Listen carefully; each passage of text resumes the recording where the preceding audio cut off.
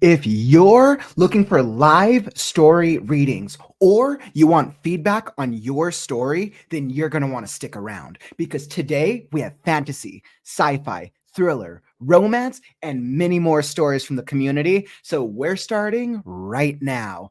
Welcome to the stream. Welcome to the Story and Critique Show. I am Kaufman, and we are at 179 days of consecutive live streams. Woo! So we're getting there. All in my goal to stream every single day, right every day for a year. So let's get right into it. Welcome to the stream. Bethany, glad to see you in here. And Eli, yo, Eli. I hope your stories are coming along well, my friends.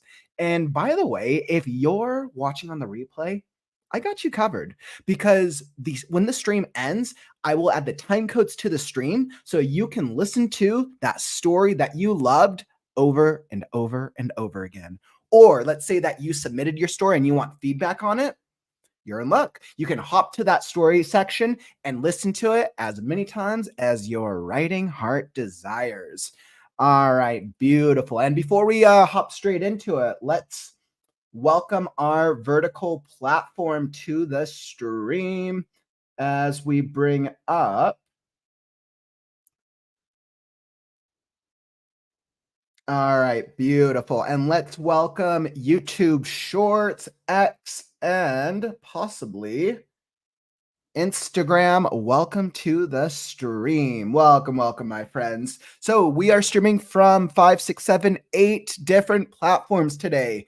Welcome. If you're joining us on whether the vertical or the horizontal stream, welcome to the stream. Regardless of the format, the stream is most consistent on the horizontal, vertical YouTube platform. But if you're coming from any of the others, stick along and enjoy the show. And if you're looking for feedback on your story, the submission guidelines are down on the bottom on the horizontal or up at the top on the ticker. So submit your story right now. If you're wanting feedback for your story, I do a live reading and a live critique. For those of you who are new to the community, make sure to email Kaufman at the-creative-ghost.com. And I am pumped. We are stoked, and I'm going to be hopping straight into it. And let's see. Welcome to the stream, Lewis. Welcome, my friend. Glad to see you here. And LeMay, thank you for joining us, my friend. Hopefully, school's not treating y'all too challengingly. And Ariadne, welcome. I'm so excited to hop into some of your stories. I think for today's stream, we have some brand new stories from writers in the community that we haven't heard from before. So it's so exciting, and it will be so refreshing to hear just some different voices. I always like to balance our experienced writers with more with newer writers to the community, because the more writers that we bring in, the more feedback, the more that we can help improve each other's story. All right, beautiful. So I have that all set. And by the way, before we hop straight into it, we can't have another Saturday critique show without everybody's favorite, the quote of the day game. Back by popular demand. I was like, let me cue up the applause. The quote of the day game. So, if you're here in the live experience, this game is for you. Essentially, drop those comments throughout the stream. Keep the comments coming throughout the entire stream. Whichever comments are either witty, the most helpful, or funny, kind of thing, treating as like 3 different categories, right? Witty, helpful, or funny. That is going to win at the end of the stream. The quotes that are selected, I will choose some of the top highlights, and then the top ones also I will pick as the top ones, and there will be one winner, and that one quote comment winner will be added to a quote of the day. I'm like leadership board. There we go. It'll be added to a quote of the day leadership board for a community tool that I am creating. So keep those comments coming. Be witty, be clever, be funny, or maybe Be nothing at all. Because even if it just takes a single sentence, writing is still writing. So let's practice on our writing. Wonderful. So we got our quote of the day game all set. Beautiful. So if you're here and you want to know, like, all right, so how do I submit my story? So essentially, the way that the story submission process works, here we go. So I do a couple of guidelines. Essentially, like I shared previously, if you want to submit your story, send an excerpt of it to Kaufman at thecreativeghost.com. Essentially, with every story, the way that I format it is the font is blown up and it's put in Comic Sans. So that way you're going to be able to read along as I am doing the reading. This way, it makes it as easy as possible. So page counts from what was submitted or the original formatting that would probably be in a final draft will just be off. So I can make it as much of an experience for you and myself. Beautiful. Now, every single story submitted receives 20 minutes. Every story gets a 10-minute reading, which I will gladly rise to the task with my 10 years of acting experience, and a 10-minute critique. Now, I highly encourage you, if there is something that you absolutely love about the story, drop a comment. Let the writer know that you enjoyed that specific part. What was it about the story you liked? Or let's say there's something that you didn't like about it. This is a great time to share what it is that you didn't like and specifically why. Because any story that's submitted, we want to keep in mind that all feedback is great feedback. It just comes down to the way that we communicate. Because our goal, my goal for you is to help you make the best story possible so you can get to that final draft and get that story published. And if I am making highlights on the story while we're going through it, it's neither good nor bad. It's for myself so that way I can keep in mind certain things that I want to refer to back in the critique. All right, so I'm going to pull up my screen here on the horizontal shelf. Perfect. So as y'all can see here, so I have the screen highlights. Perfect. So you'll be able to see. And if you're over here on the vertical shelf, if you want to read along with the stories that I'm going through them, always feel free to hop over into the horizontal stream on the Kaufman's Corner YouTube channel, or kick back, relax, and enjoy the show. All right, so we got 20 minutes on the clock. I'm going to be starting with Mary's. Mary, the crystals. We are digging into chapter 3. Woo!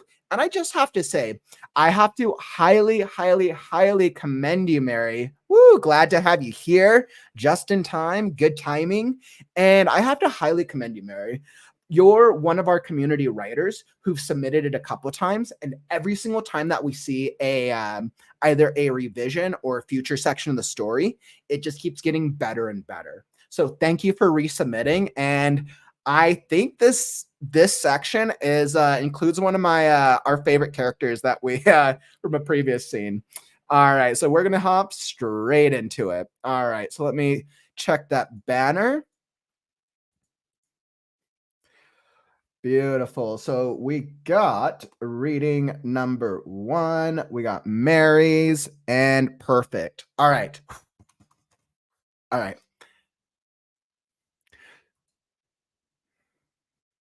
And 20 minutes on the clock. And here we go. The Crystals by Mary Last. End of chapter 2 notes. That is until one old ratty widow woman came into the tavern. For reference, Mole was previously described in chapter 1 as beady eyes, pointy nose, wiry hair that stuck out all over and popping up when least expected. Thus, Mole, for one of the characters for reference. Chapter 3. I know, she said in a voice that would scratch iron. 2 guards had stopped in the tavern for a drink. They were the only patrons at the moment. They looked at the woman dressed in a shabby dress with a shawl that was dirty and moth-eaten. They looked at each other and had a silent conversation. Do we give her the time of day and listen or toss her out? One guard shrugged, the other nodded. They were getting nowhere and becoming more desperate to not have to face the king with bad news. Okay, old woman, what do you know? I know there was a family, a mother, her sister, and two children, she said, dragging out every syllable. Well, what about them? The taller of the two guards demanded. Who are they and where can we find them? Ah, that is a bit of a problem. I'm a bit dry. It's hard to remember. Perhaps you would be kind enough to offer to buy a poor old woman a drink. Very well. Barkeep, pull one for my guest here, the shorter guard said with a touch of sarcasm. She took a long drink, then wiped her mouth on her filthy sleeve. Well, get on with it then. Yes, that does help. The mother and her sister are dead. The guards got up from the stools. Oh, no, hear me out. The children are alive. Theirs is one of the last magical families for a week's hard riding or more. She smiled a near toothless smile. Their names, where do they live? We don't have time for this. The tall guard stood over the woman. Their names are Jester. Oh, no, that's wrong. I mean Jasper. And let me think. The guards were getting very impatient. Out with it or out with you. A little time now. Just give old Granny a minute. Perhaps it's my empty stomach that is keeping me from remembering. Now, if you could spare a copper for a bit of food. You give up the names and I'll buy you a feast, said the taller guard. The short one shook his head. She should get nothing but the wild goose she would have us chasing if this is not true. Ha! Now I have it, old Granny knows. Jasper and Delinda. Or is it Dorinda? Dorissa? No. She shook her head with her finger on her chin. Ah, Jasper and Danessa. That's it. Lovely children. They must be near grown by now, though. Haven't visited them since they were, for 14 years old or so. Used to bring him treats when I could. Oh, a long time ago. But I do just seize him now and again, but don't ever talk to them. Where can we find them? The guards were getting angry. I don't know exactly where they stay, but these ancient eyes seen them in the marketplace, helping themselves, if you know what I mean. She winked at them. What do they look like? The taller guard pulled a few coins from his purse. Oh my, let's see. He's almost as tall as you, but with dark hair and eyes the color of acorns. Image of his mother, it said. The girl now, she's a delight of blonde wavy hair, and her eyes, well, them seem to change. Bluish one day and brownish or greenish another. There's magic in that one for sure. Good children they was, but full of mischief now. Again, she gave them a wink and a crooked smile. Bet they's out there right now. Why would you tell us this, old woman? Why would you give them up for the king's guard? The shorter guard was still skeptical of her information. You be asking, I be knowing. And if I figure you'd pay handsome, like, yes? The short guard turned to the taller one. Humph. See just how fast a friend becomes your enemy with just the promise of a bit of coin. Let's look anyway. He tossed a few coins on the table and they left. The old woman snatched the money, laughed, and rocked in her chair. No one had noticed the skinny boy with the beady eyes and pointy nose just sitting outside by the open window. The marketplace was bustling, and each stall was full to bursting with their food, tools, clothing, and more. But it didn't take too long for the guard to pick out a boy and girl that seemed to fit the description the old woman gave them. Ragged and patched cloaks on both. The girl was distracting the shopkeeper, just long enough for the boy to grab some bread. That fit. Jasper and Danessa saw the guards coming towards them and yelling for their captain. D, we need to split up. I'll go to Old Town and you head to the woods. Gareth was buying some foodstuffs that day. He heard the guards yelling and watching the mayhem with the others in the marketplace. He had seen those two strays often and knew of their antics. He suddenly hoped that they would get away. Jasper and Danessa ran and the guards gave chase. Oh, perfect. And that is the end of that section. Wonderful. And let's give it a round of applause. Wonderful.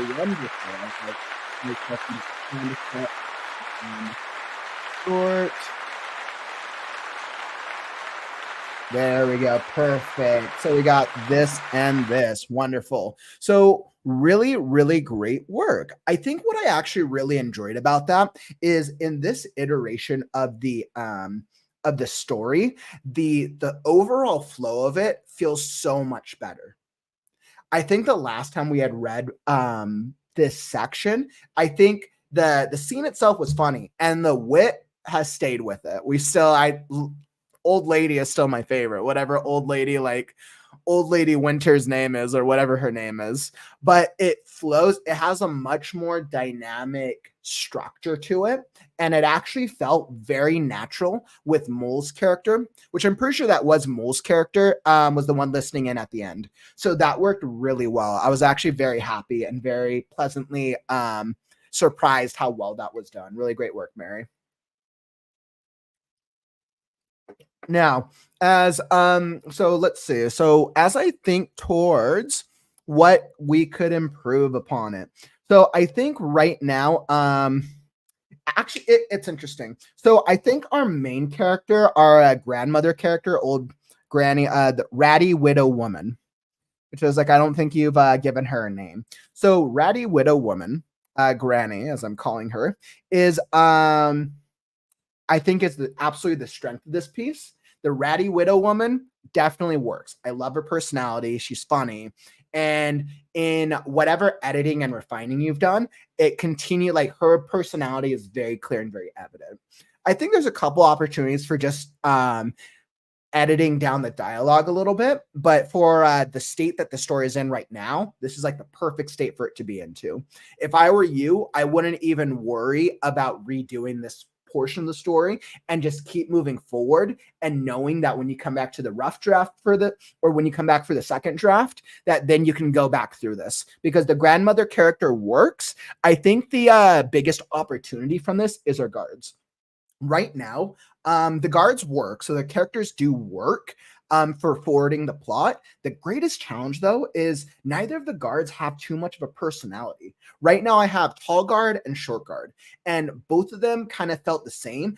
This time I got a little bit more of a personality out of them of like, okay, weird grandmotherly character, we'll deal with you. It's fine. There's one that's skeptical, but it's still not enough that makes either of them definable. So I would recommend, Mary, there's two ways that you could go about this. Either option one, give both of them a very clear, quirky personality trait. The old guard and you need to make that then apparent in the way that each one speaks. So that way they don't sound the same. Even though they're both guards, it's fine. For example, if I was going to do the taller guard, maybe he has a limp and he's distrustful because he got stabbed one time by some poor person in the world, right? So maybe he's very he's always harsh and angry. So he could be the skeptical one, whereas the shorter one is maybe like, oh, he's a new to the guard, so he's very trusting, for example. And then in their dialogue, you make it apparent. So every time they speak, you throw in maybe it's like a word choice, or maybe it's like an action, a description at the end. And that's how you would distinguish each of the guards, right? You don't need to worry about a full backstory because it sounds like they're probably just minor characters. But I think if you give them one defining trait each as small supporting characters for the scene, that would really help make it stand out and make it feel believable. Alternatively, option number two, you could focus on one guard have only the one guard speaking to her. You can have it with the two guards at the table, but the one guard is the one that steps away and has the interaction with her. That is another that's another strategy you could use, and that's what I would recommend. All right, woo! And you're getting some applause over here. Love it. Mary, such a tease, insert. I hope for more next Saturday, my dear. I'm invested. Oh, I love that. Yes, I know. Now I'm kind of like wanting to know like Jasper and Nadessa's story. And you're doing a really good job bringing these characters to life. Even though we didn't get to touch on the children today, I'm really loving your character development. And I really hope old granny, whatever, the old widow woman, I hope she comes back as more of a character because she's super funny. And that was clear from last time too. Hey, welcome to the stream, Lucio. So I interrupt the lesson, but I love your hat. Aw, shucks. Thank you. I appreciate it. Just try to keep it classy. I put the flower was in for my sister's wedding absolutely a while back. And I was like, you know what? I'll just keep it classy. Thank you, my friend. And awesome. Let's see. I agree. I wanted more of it. Granny's name should begin with mole. There's literally the other character's name with Mole of Bethany. That'd be funny. Okay, so let me go back starting from the beginning. There's a couple of specific notes that I want to highlight. So we started, I know she said in a voice that would scratch iron. I love this description. Mary, this is an excellent description because she said in a voice that would scratch iron. I think that's a very unique. I think the only thing I might add on top of it is something to do with her age. I think that would be another thing. Since she is an old widow woman, I think doing something or adding maybe another like sentence on like what her description is. Because I know you say here how they looked at the woman dressed in a shabby dress with a shawl that was dirty and moth-eaten. Yeah, because you describe her, which is great. I think the only thing we don't get is the age. But if you're not wanting age to be a thing, then don't worry about it. But I do love this. That's fun. My challenge with this is sometimes in writing, there's a lot of writing terms or things that we've heard, and then having them, they don't exactly come across if I look at them in the literal sense. So my challenge to you, and I pose this to if you're here in the live stream, whether you're on the vertical or the horizontal, I pose this question to you. How do you have a silent conversation? If you're just like reading that now, before we even get to this paragraph, they looked at each other and had a silent conversation. What image does that bring up in your mind? Is that clear? This could just be me. It could just be a subjective thing. But I think the wording of it would need to be adjusted. A silent conversation. So that means, would that mean like mouth? That's essentially them mouthing to each other of like, right? So I think that one I might just recommend adjusting the wording to make that clearer, but that could work for some readers. So it's just something to be aware of. Absolutely. Let's see. That's a good setup. Yeah, it actually is. And I know, Ariadne, that in the next section, I believe Mary was sharing that we're about to embark on a chase scene, which we do all love chase scenes. So we got some action in the next section. All right. And then what else do we get? One guard shrugged, the other nodded. Okay, old woman. So, and I already touched on the guards' personalities. The plot is very clear. So the plot works. Once again, old granny works out very well. Love it. It kind of makes me think, for those of you who ever watched Game of Thrones, there was a character in there, one of the old maesters who like was with the royal family the majority of the show, but it kind of made me think of this style of character, of this character dressed and appeared like he was a very old man to put people off. Like he wore clothing and adjusted his appearance so that way he looked like he was like 90 years old. But logistically, I remember there's a scene where like he took things off and he was probably a good like 15 years younger than he actually was. That kind of gives me that idea for this character. Like it almost feels like she tries to appear older than she actually is, probably more like disgusting, gross than she actually is to gain sympathy. That's kind of the idea that I got from this character. Let's see. I get a Ariadne. I get a mental image of meaningful looks and that detail that others notice he knowing looks. Yep. Let's see. Very well, barkeep. Pull one up for my guest here. I love this. And that's the thing. There are some actually really great pieces of dialogue from the guards. It's not the guard, once again, like the dialogue actually isn't the problem for the guards. It's just defining their characters so that way they stand out. Because any character that we introduce, we want them to stand out in some way, shape, or form. Even if we have random townsperson, we still want them to stand out for some way, shape, or form. Or why are they in our story? We don't want our readers to question like, oh, okay, they're just here to forward the plot. We want our readers to be engaged with every single section. Okay, so we get through here. This is all good. It's just like their names are Jester. Oh no, that's wrong. I mean Jasper. Like I'm like, yes. Oh, I love that. This once again, I hope little widow lady becomes a more predominant character. She's a lot of fun. She should get nothing but the wild goose she would have us chasing if this is not true. Now I like that with the I like how that works out. I might actually add a little bit of action for her right here. As she like stands up and maybe like goes to like pinch his cheek or something like that. Like what something a little old lady would do. Oh, now I remember it. Of like clearly she wants to she doesn't want a chance losing her the freebies. So I would definitely just make that a little more predominant that moment. Let's see, but I do just seize him down again, but don't never talk. Haven't visited him since there was a 14. Used to bring him treats when I could. And it's interesting because the guards acknowledge why is she telling them this information. Mary, a question that I want to challenge you, and it's not something that you have to actually explore in the story, but have you thought about, and do you know specifically what is the reason that little old lady is sharing all this information? Because I know the guards ask her, and she's basically saying it's for I think she said because it's the money.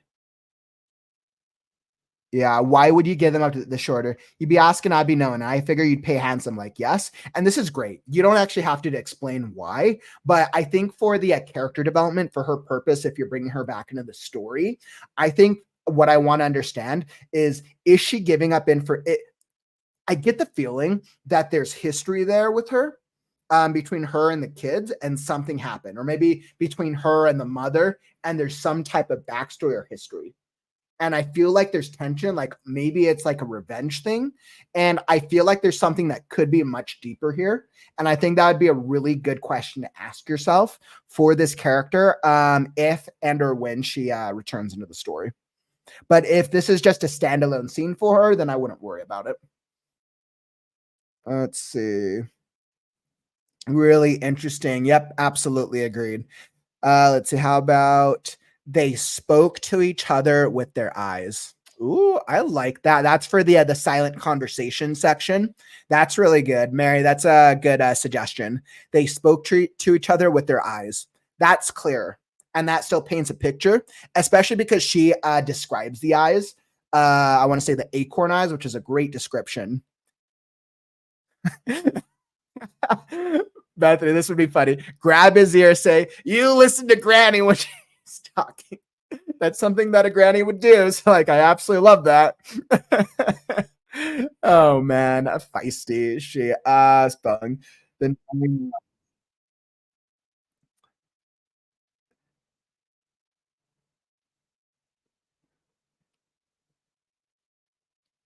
Ari, I see what you're saying. So I get a meaningful. I get a mental image of knowing looks. Yep.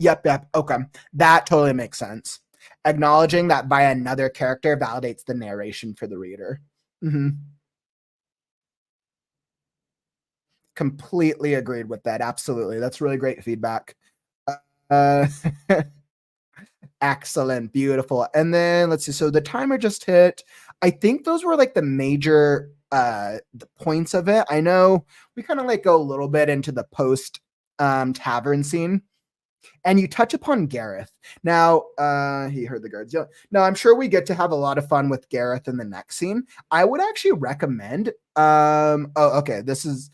So two things come to mind. First off, you have a point of view switch in the middle of a paragraph. So we start off with Gareth, and then he had seen that he silently hoped they could get away. He's watching them, right? Jasper and Danessa saw the guards towards them and yelling for their captain. D, we need to split up. I'll go to town and you head to the woods.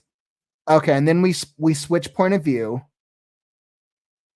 He silently hoped they would get away. Jasper and Danessa ran and the guards gave chase. So I think with this, just to not chance confusing your reader, I would make sure to say that he watched the children run as the guards gave chase. That's what I would do, just because we're staying in Gareth's point of view, so we don't want to confuse the reader in a head hopping in the middle of a paragraph. Additionally, Gareth is a really interesting character. Now, I know we didn't get to dig too much into his character today, but I would actually recommend or think about what if Gareth was involved, or not even necessarily involved, but what if he was in the tavern scene? Even if maybe like he was sitting at the table with some of the other guards or he was doing something. I think that would make his character a little more impactful, especially since like he's a named character and he has a little bit more he's probably going to have much more character development. So I think it would be a little more interesting if Gareth was in the tavern during the old widow scene, whether or not he doesn't necessarily need to be involved in the conversation, but I think acknowledging that he's there and maybe he's like drinking with the soldiers or he's buying something for the soldiers or doing something.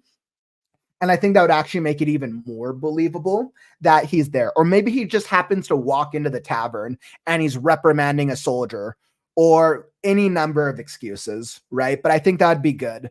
Or you could do something like Gareth walks into the tavern. Gareth walks out of the tavern as the little old widow lady walks in. Like the same thing you kind of do with Mole there at the end. I would do the same thing with Gareth. I think that'd be really interesting. And then after the guards get the information from the old widow, that kind of gives a moment for the guards to be like, oh, okay, we need to go find the children. They find the children a little too easily in this. I think they find the children a little too easily unless the population of the town is really, really small. So like the question to ask yourself, Mary, is what is the size of this town? Is it a couple hundred, a couple thousand, 100,000? And think about how difficult it is to find two children, unless there's not very many children in the town, right? If there's like a deficit of children, but usually in like big towns, and from what I'm getting, there's probably hundreds of poor homeless children running about the streets. So those are just a couple of world building things to think about. You can always do random happenstance things. That's fine. But the more you think through these types of details, the more you pull your reader into it with the well thought backstory. Let's see. Mary, she's playing pathetic to get the money and free food. I was trying for the knowing look, but with the same body language. Perfect. So I definitely picked up on that. I'm glad that's what your goal was. Gareth will show up more as there is a secret with him that affects Jen. Perfect. Love it. Which I think then would be a perfect opportunity for him to be in the tavern. Absolutely. He's their dad's brother. LOL, Uncle Gareth. I was like, oh, maybe that's it. We got Uncle Gareth. Maybe we got Papa Gareth over here. I mean, you never know. Awesome. So that was good. So thanks for submitting that, Mary. That was really, really good. I had a great time reading that, and I think I did some justice to our little old widow. All right, perfect. So the next one I'm going to be throwing up. Ari, I got your story on deck. We're going to be doing a romantic fantasy, The Sun Behind the Gale. So I'm going to be pulling your story up in just a moment. But if you are here in the stream, if you're enjoying the stream, follow and subscribe. I'm a daily writing live streamer. I have 4 separate shows. We do the Kaufman Writes, which is casual writing community and writing sprints. We do our story time, where I read through best-selling novels. Obviously, we have our story and critique show. And then we also have the Creative Right Now podcast, where I interview published authors, working writers, and industry professionals. So if you're subscribed here on YouTube or you're following on any of the other social platforms, you'll be alerted when I go live. Woo! All right. So with that being said, let's pull up your story. Ari, beautiful. And by the way, once again, if you want your story read live or you want critique on your story, submit it right now. Send in that submission right now to Kaufman at the-creative-ghost.com. And don't forget, keep those comments coming, my friends, because we still have our quote of the day game, and the wit is just on the start. So keep those comments coming and we will see what shakes loose. All right. So we got our story, The Sun Behind the Gale. Perfect.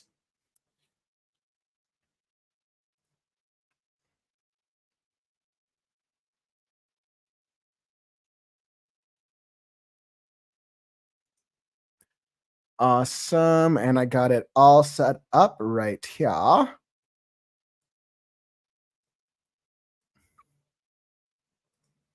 All right, beautiful. So let me pull it up. Here we go. All right, awesome. And let's see, got to make sure that I have the right font and the right size so y'all can see. Perfect. All right, so I am all set. We got 20 minutes on the clock. Let me just check comments one more. Let's see, what do we got?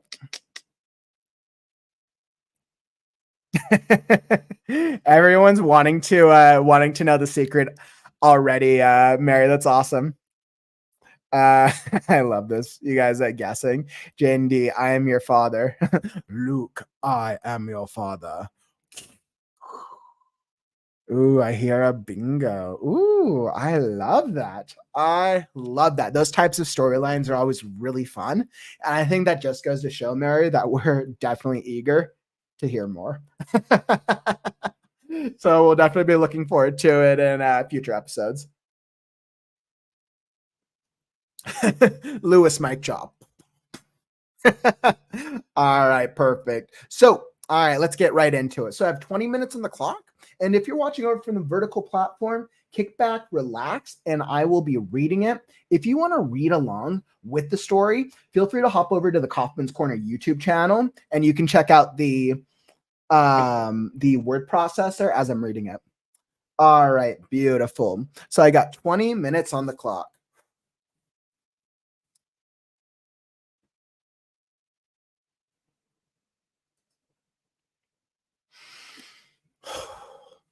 The Sun Behind the Gale by Ari Kostan.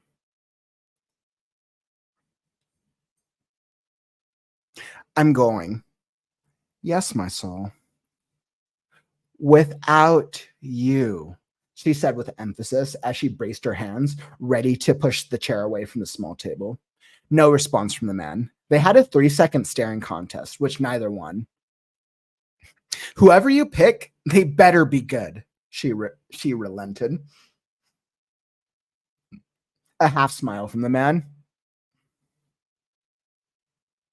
And unless they see a knife, they better stay out of it. A broader smile and a nod this time. Yes, my soul. She made her way from the tavern, following the road as it went from packed dirt to worn trail.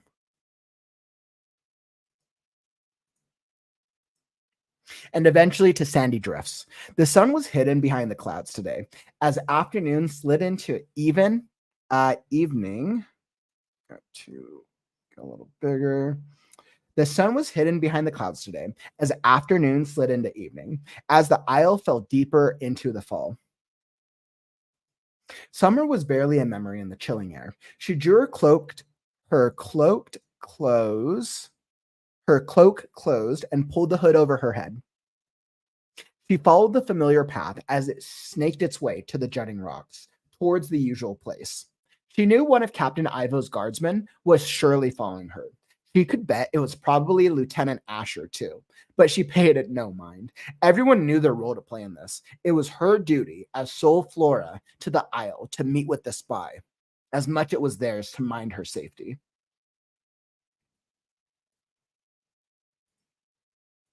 Studying the rock cliff at her left, she noted a curl of smoke on the path ahead, coming from around the bend. No, not smoke, but a swirl of gray fabric, a cloak that would blend in exceptionally well with the rocks. He was already there. Good. She knew there was no sneaking about on sand, but if she stepped just right, at least the sound of the sea and the waves might disguise her approach. With deft fingers, she pulled out the short, slim blade from her bracer. The curl of gray cloak swirled out again and let it fly. Zip! The knife found its mark, pinning the cloak to the hard-packed sand. I'm here, she announced unnecessarily as she rounded the bend, all casual grace, now that she knew it was safe because she knew exactly where he was. That where exactly was down on one knee. With authority, she strode over to him just a bit too close, only so she could loom over him. He gave her a searing look, raking all the way up her body with those sea storm blue eyes of his, the motion and the wind causing the hood of his cloak to fall back. It gave her a thrill to see him like that, this large, powerful man at her feet, to be able to tower over him, if only for a few moments. Their eyes clashed and held. The look he gave her made her think this little stunt would surely bear consequences. It made her heart race with anticipation. Damn. That was not the sound of a man defeated. Could have been your foot, she said sweetly. You cannot see my foot from over there, he said with a jerk of his head, freeing his cloak from her knife and rising to his full height. Now he towered over her. That made her heart race too. Think what you like, she shrugged, suppressing the shuddering little sigh she wanted to let escape. He studied her knife. Nice enough, if a little impractical, he murmured, turning the blade over in his large hands. You're quite good with it, though. She rolled her eyes. Flatterer. It was a standard throwing dagger. Every soldier of the Isle had one like it. She trained with them to learn how to handle it. Simple enough. She watched as he continued to fiddle with her blade. Then suddenly he slipped it into his boot. She squawked a sound of complaint and stuck her hand out for him to return it. He smirked, and he didn't. Instead, he pulled a different blade from that boot. But imagine how much better you could be with this new one. The dagger he offered her was a little shorter and broader than her blade, more delicate, tapering from hilt to tip. The metal was a smoky black.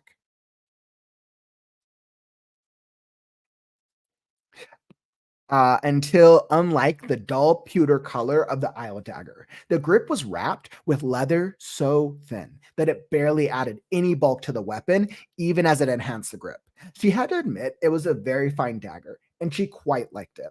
With something far too near familiarity, he took her hand in his and brought it to rest on his forearm, sliding the little black blade into the sheath on her bracer. It fit into place almost perfectly, if a little snug. He studied his face, the intensity of his expression as he studied his handiwork, the way he made certain the new knife was secure, how he gauged the fit of her bracer with complete focus on his task. She pressed her lips together to disguise the swallow.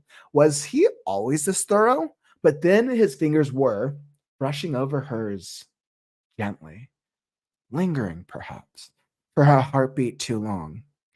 He looked up from his task and met her dark eyes. She wasn't protesting. A gentle finger beneath her chin, a dip of his head, and she melted into the kiss like it was the only thing she'd ever wanted. Because though it was not their first, it was always potentially their last. She felt him reach out to draw her closer, his hands seeking her waist, but they went wrong. She felt how his hand missed her smooth, rounded hip and found something hard and flat instead. He managed to press and palm the object for a moment before the realization hit. Her eyes popped open, ending their kiss with a gasp as she slapped his hand away. Is is that a book in your pocket? The smile on his voice was all kinds of smug. He slammed both hands into his chest. As she shoved him away with more force than necessary, he gave into the push easily, stepping back with barely a stumble and a hearty chuckle. She snatched at her cloak, balling it up in her fists, but of course the deep inner pocket was now empty. You were expecting a boring meeting? He smiled, holding up the small leather-bound volume. Terror. Absolute terror. Her notebook. It was in his hands, and he was opening it. Then in a flash, she was on him. Give it back! But he dodged her easily. He just raised his hand, and with their height difference, that was plenty to keep the little book out of her grasp. Not that this stopped her from trying, energetically. He slipped his free arm around her waist to try and control her, but it was of little use. She kept reaching and hopping, almost trying to climb him, desperate to get that book back. That has nothing to do with you. She tried desperately to get her notebook back, jumping and grasping at him, but failed again. Damn his height. But it has to do with you. He laughed. And I'm a curious sort of fellow. You're a pain in the ass sort, she grumbled through clenched teeth. I'm hurt. He gave her a small pout. I'd never leave you waiting for me, princess. And began thumbing through her book. Give it back, asshole. He raised an eyebrow and tisked. Manners, princess. He didn't stop turning pages, though. She growled at him in frustration, but he just grinned and went on. That you would think to need to entertain yourself. Whatever he saw on the next page made him stop, distracting him long enough for her to act. He was still smiling when she grabbed at his cloak, hooked her right foot behind his ankle, and quickly took out his legs from under him. Tangled,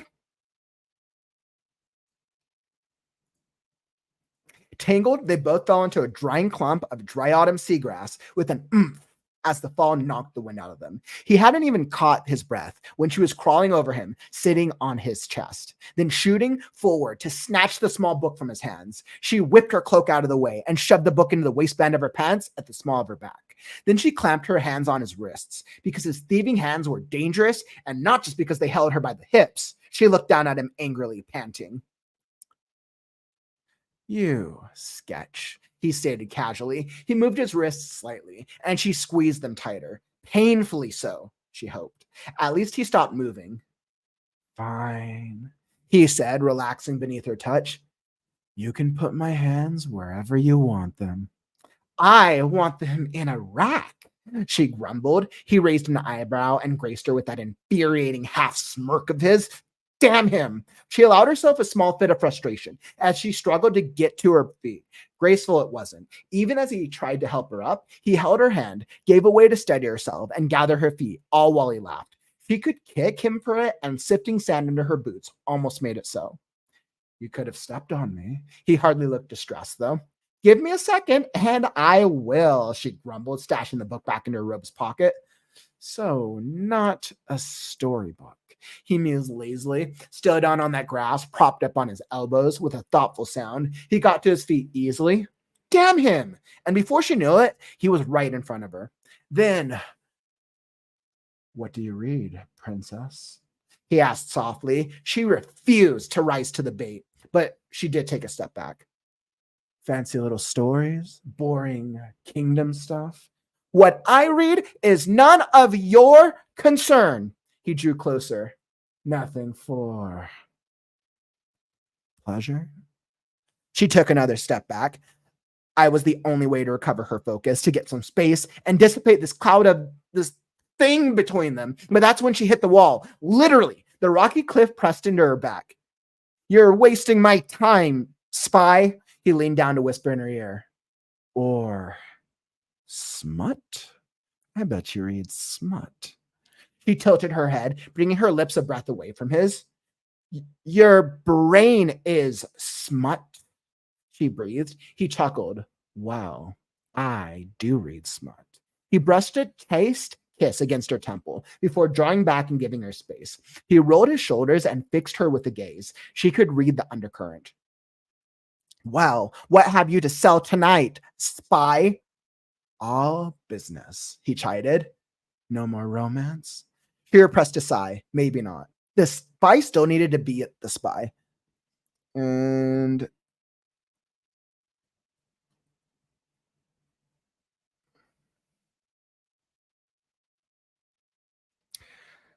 all right, so I'm going to stop the reading there. I wanted to make sure that I have enough time to give you some feedback on this.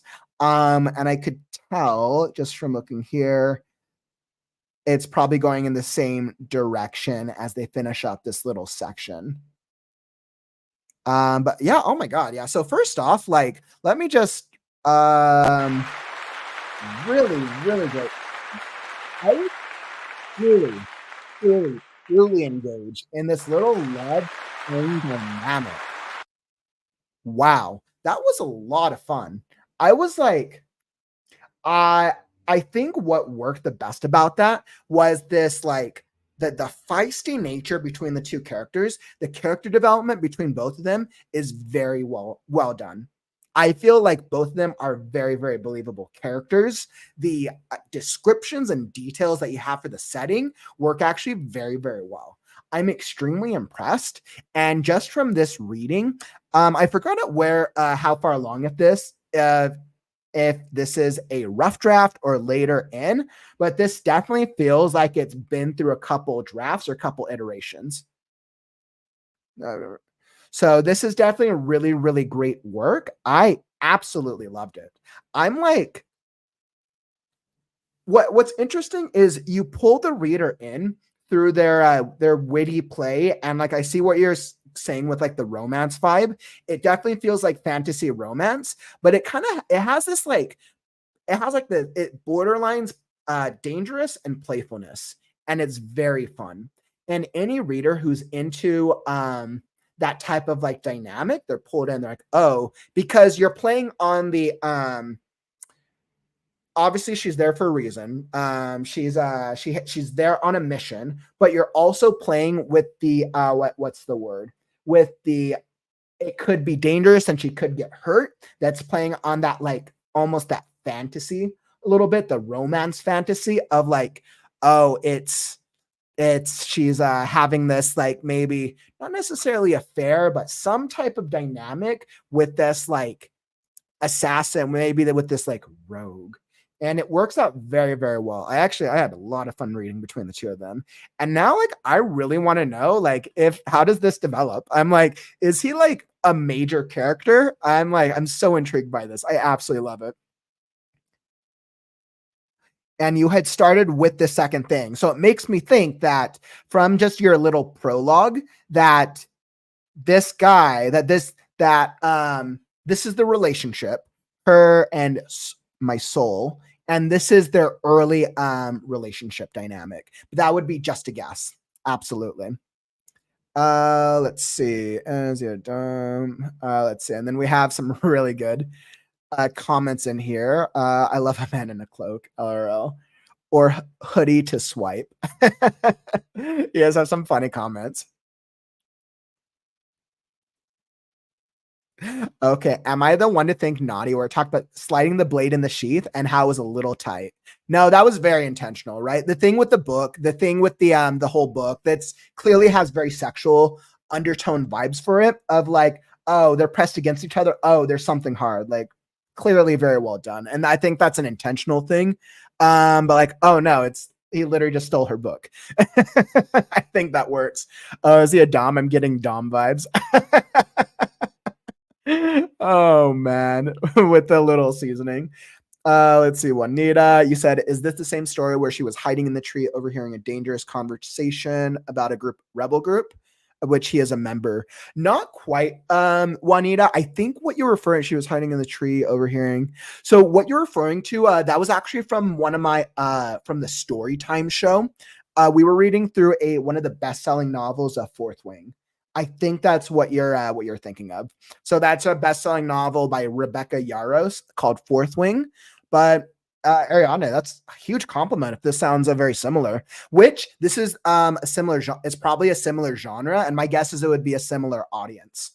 Absolutely, because this is fantasy romance, and Fourth Wing is 100% fantasy romance. So that would actually be the same target audience, which is why I'm not surprised if there's some similar vibes there. Lewis, you can put your hand wherever you want. Yeah, that's exactly what it is. The fight is absolutely foreplay, and I think it's done very well. Where it's not like it's nothing that's in your face, but it feels like okay, it's like the undertone of it is very nicely done.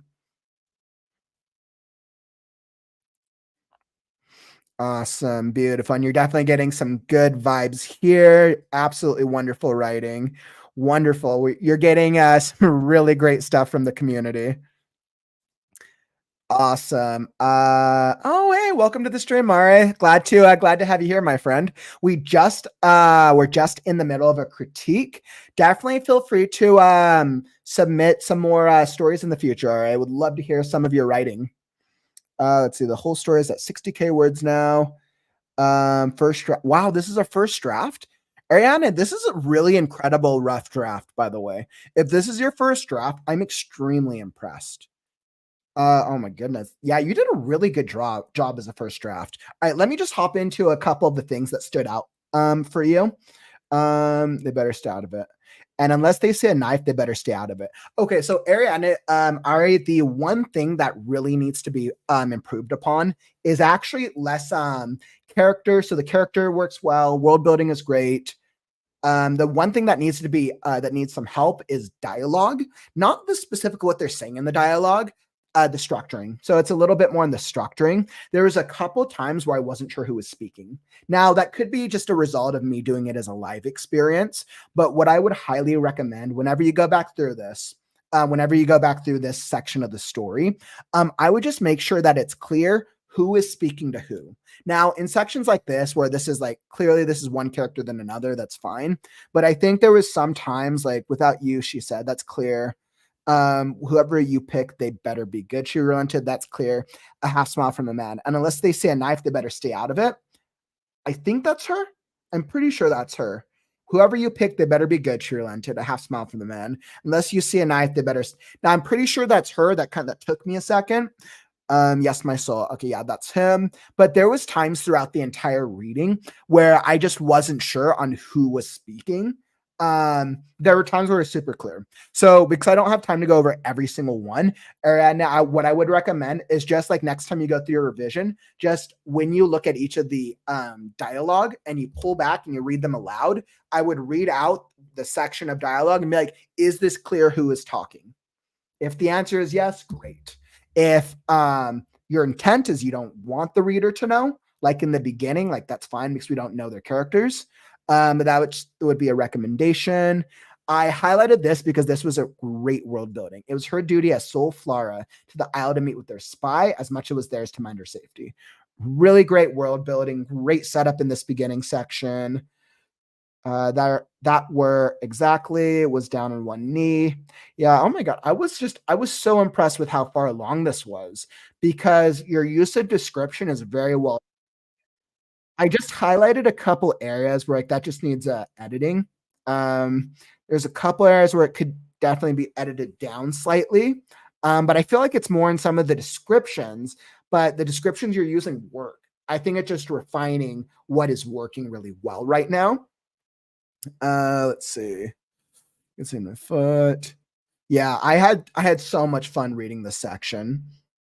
She squawked. Oh yeah, so this she squawked a sound of complaint and stuck her hand out for him to return it. Something about the word squawked bugs me. I might recommend replacing this for something else. Then it makes me think that she's squawking like a bird. But it could just be subjective, so just something to think about. Then her blade. Oh, this was just a repeat. This was another editing thing. A gentle finger beneath her chin, a dip of his head, and she melted into the kiss like it was the only thing she ever wanted. He looked up from his task and met her dark eyes. She wasn't protesting. A gentle finger beneath her chin, a dip of his head, a gentle finger beneath her chin, a dip of his head, and she melted into the kiss like it was the only thing she'd ever wanted.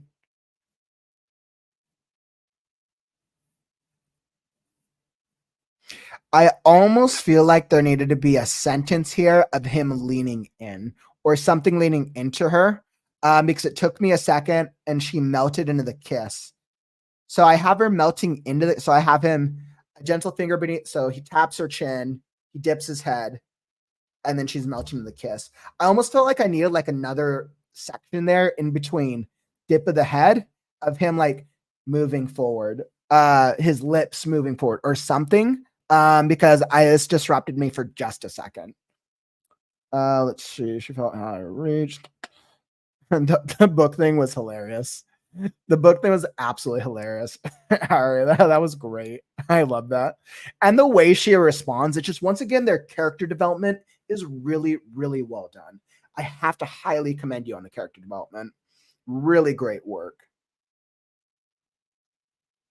I think this is a really great example, readers, for those of you who are here in the live experience, or if you're watching this on the vertical or on the replay, of when you're going into a story and you have a clear sense of who your protagonist is and a clear enough idea of the world and what type of story you're trying to tell.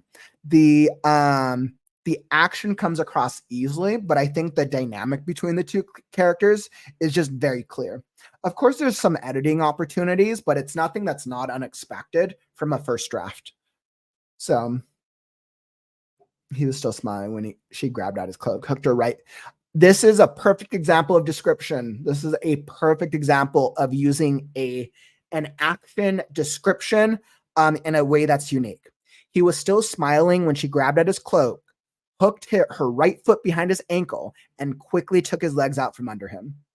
That's just descriptive. I wanted to highlight that because a writer could have easily said she was smiling when he was still smiling when she grabbed him and hooked her and she tripped him. You could have easily done something like that, but the way that you used her hooking the foot and taking his legs out works just as effectively. So this is a great way of describing something in a way that's unique to your storytelling.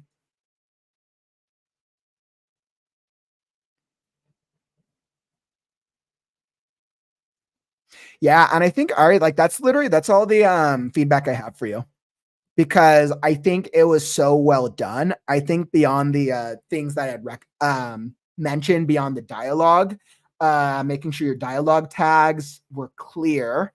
I think the rest of it is just editing. Like I think this part of the story, without like knowing more of the story and being able to understand like the character journeys and the world building, this part of the story I think would be good for you to go through another pass through to just clarify things, make sure that everything makes sense, and then it would be ready for an editor, in all honesty, or an alpha beta reader, either way.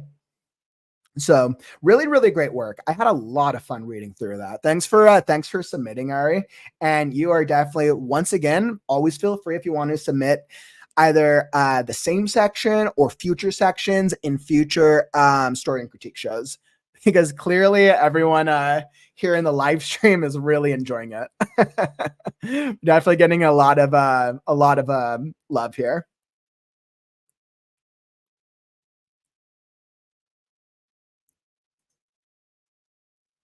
And I was saying as well, all right, fellow writer with tidy first drafts, nice.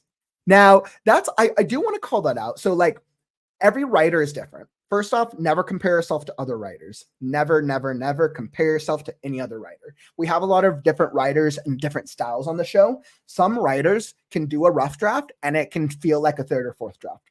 Some writers do a rough draft and it feels like it's fragmented. There's 1,000 mistakes, and that's fine because everyone has a storytelling process that's different. So never, never, never compare yourself to any other writers. The only writer you are in a race with is you and you alone. So really, really great job, Ariadne. That was an awesome section. Let's see, good guess. Well done. Yep, you're getting a lot of it's a romance tension. Absolutely love that. Yep, I'm glad we all agreed. It was you're definitely getting the fourth wing vibes. If I'd be curious to know if you have already like thought through what your marketing strategy was, but I think you should play into the fourth wing audience, because I think clearly there's something there, and I think that is the exact audience or readership that you want whenever your book is at the point for you to start marketing it and when it gets published. So I think that'd be something to think through.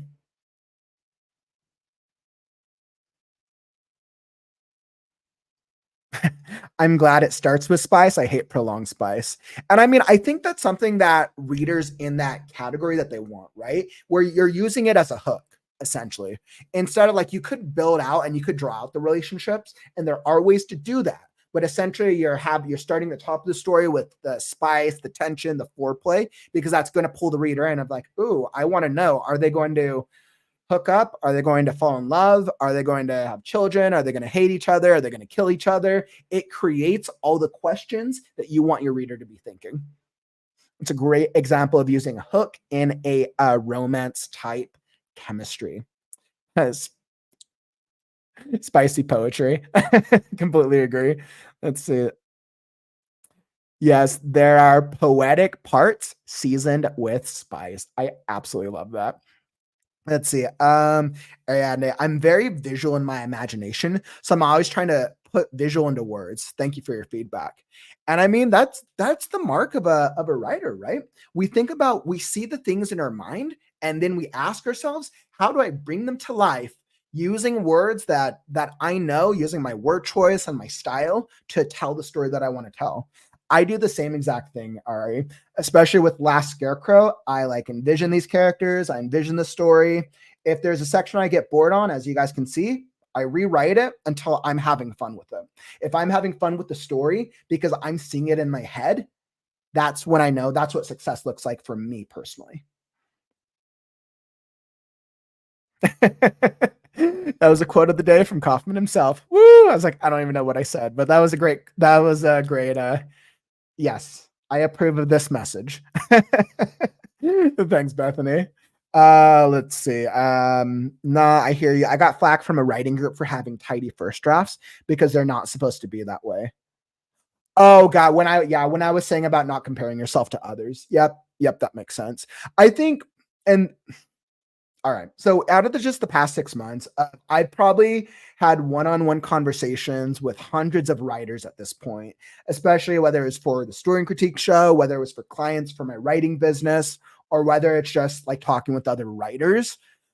There's so much comparison out there. There's a lot of comparing going on out of there, and it's kind of crazy. Like for me, that hasn't been an issue for me personally, because I'm like, all right, I'm just going to write my own story and have fun with it. But I know that happens a lot with out there, and I think the only type of first draft you're supposed to have is the first draft that works for you. That's what it comes down to. It's your story. Tell the story the way you want to tell. Now, if you want your readership to buy books eventually, right, you have to take in feedback into the equation. But at the end of the day, it's your story. It's how you balance the feedback, how you balance your expectations, and how you balance your goals to get through the writing process. And definitely, actually, speaking of like the writing process and like balancing goals, tomorrow's podcast, we're actually talking about mental health. I have an author, I'm an author at Pat Olney, and we're going to be actually chatting about mental health and writing. So definitely make sure, I wasn't even planning on sharing this, but definitely make sure that you tune in for tomorrow's live stream as well, as we're going to be chatting about writing and mental health, which is so important. Mental health is one of my like number one things that I'm a proponent of. All right, that is so amazing. Here I'm almost done with draft one of my 5th book. Really, really good.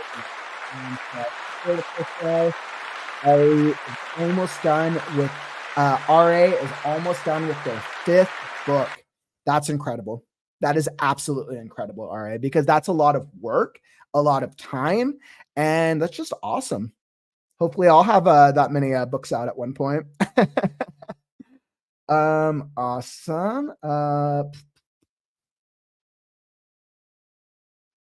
Ooh, yes. So fun fact, this started as NaNoWriMo last year, made it to 47K. That is so cool.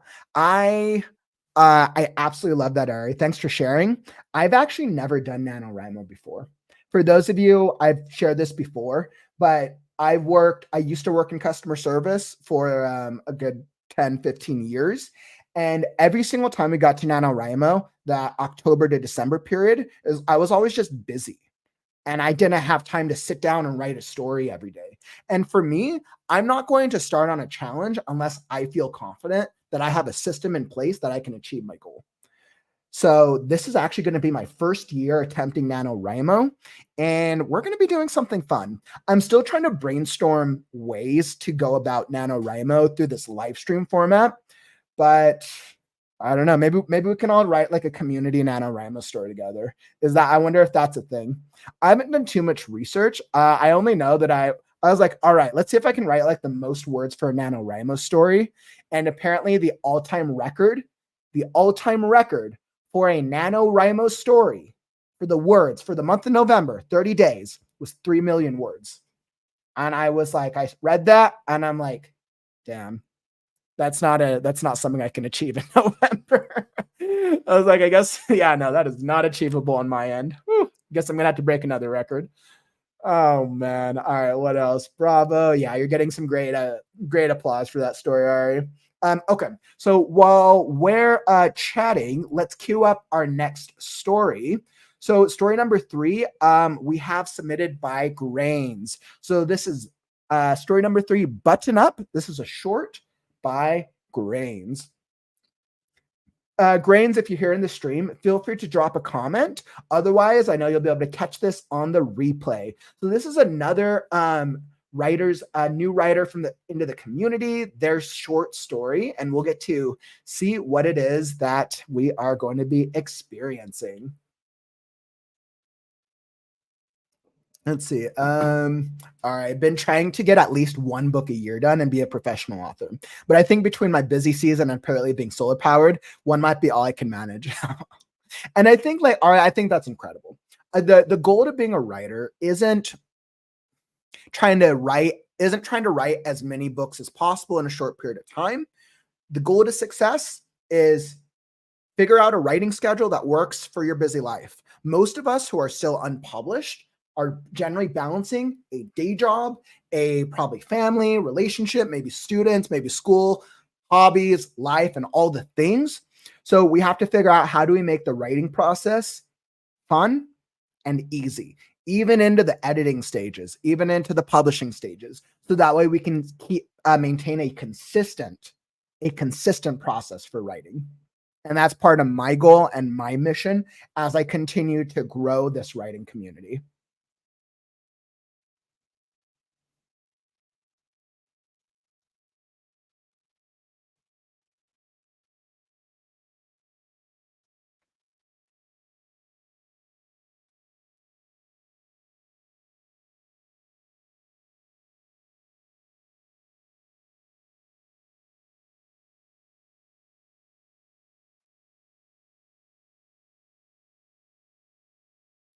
Yeah, Nano is definitely a journey. We'll definitely do something fun when we get into NaNoWriMo season. How in the heck does somebody get 3 million words in 30 days? They had to do, I calculated that. I think they had to do like 60,000 words a day or some crazy number like that. And that record was hit. I forgot the whatever guy's name was. That record was hit about 5 years ago. So apparently not, that's just 30 days of you just sit in front of a computer and you word vomit everything for 30 days. You keep the bathroom, the food, and everything there by the desk, apparently. Exactly, right? I don't know what the quality of the story was, but I know that they wrote a 3 million word story. So yeah, that's the truth. My guess is the focus of it was less on a quality story and more on writing a 3 million word story in 30 days. It was Brandon Sanderson. Brandon Sanderson in disguise wrote the 3 million word story. That'd be hilarious.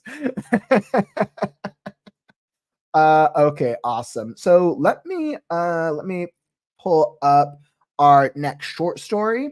In the meantime, let's do an alpha beta reader. So I'm adding a new service to my catalog, to my writing business. So for those of you who know, my company, The Creative Ghost, offers writing services. I currently offer writer coaching, ghostwriting, and book editing. I am adding a fourth fourth, fifth service to it, which is alpha and beta reading, because that's essentially what I'm doing here on the critique show anyways. Like, this is something that I'm already doing. So I'm adding it as a service. I'm still determining the price point. In my research that I've done, alpha and beta readers, the average rate is roughly about, I think it equates to about 20 an hour.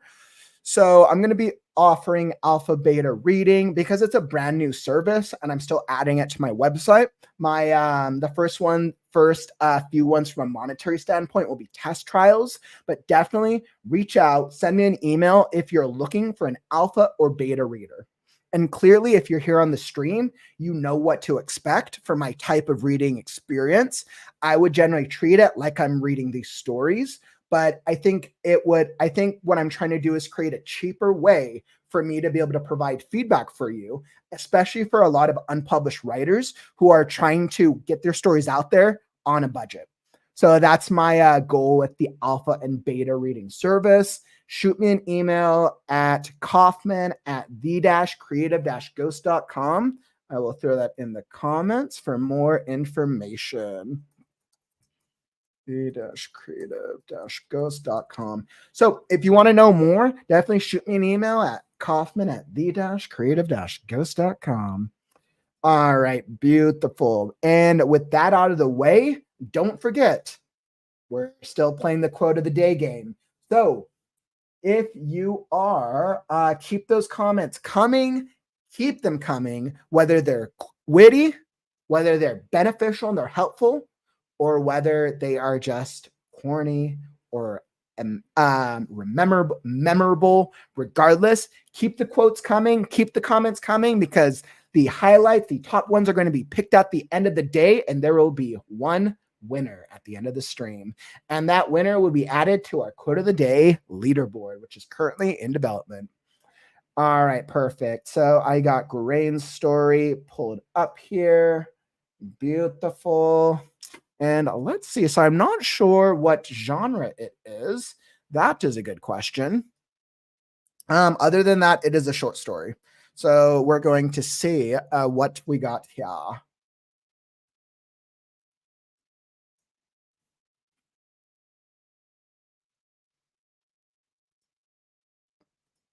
All right, perfect. And let me cue this up. Perfect. And then just a heads up for those of you who are watching here on the horizontal shelf, if you're reading along with the story, I think some of the formatting, so like the spacing on it is a little off. But this was the best way for me to be able to show it. So don't worry about the spacing on this. And if you're watching over on the vertical, if you're here from Instagram, X, or YouTube Shorts, and you want to read along with the story, feel free to come join us over in the Kaufman's Corner YouTube channel. All right, beautiful. And let's hop straight into it. So let me reset this. All right.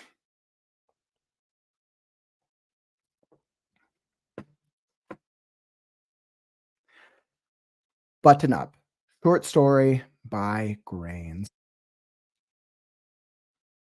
Nayutam swirled the teabag in the etched clear glass of lemon iced tea resting on the sunlit windowsill, his gaze drawn to the park across the deserted street. Greenish-yellow grounds were blotched with checkered red-white picnic blankets, splayed beneath the sparse shade of silver birches. The blistering breeze carried faint notes of grill smoke rising in tendrils, filtered through rustling leaves. Every living thing moved slowly, like the sun had sapped them of their energy. Yet there was an unfetteredness to those movements Nayuta could only witness from his stand.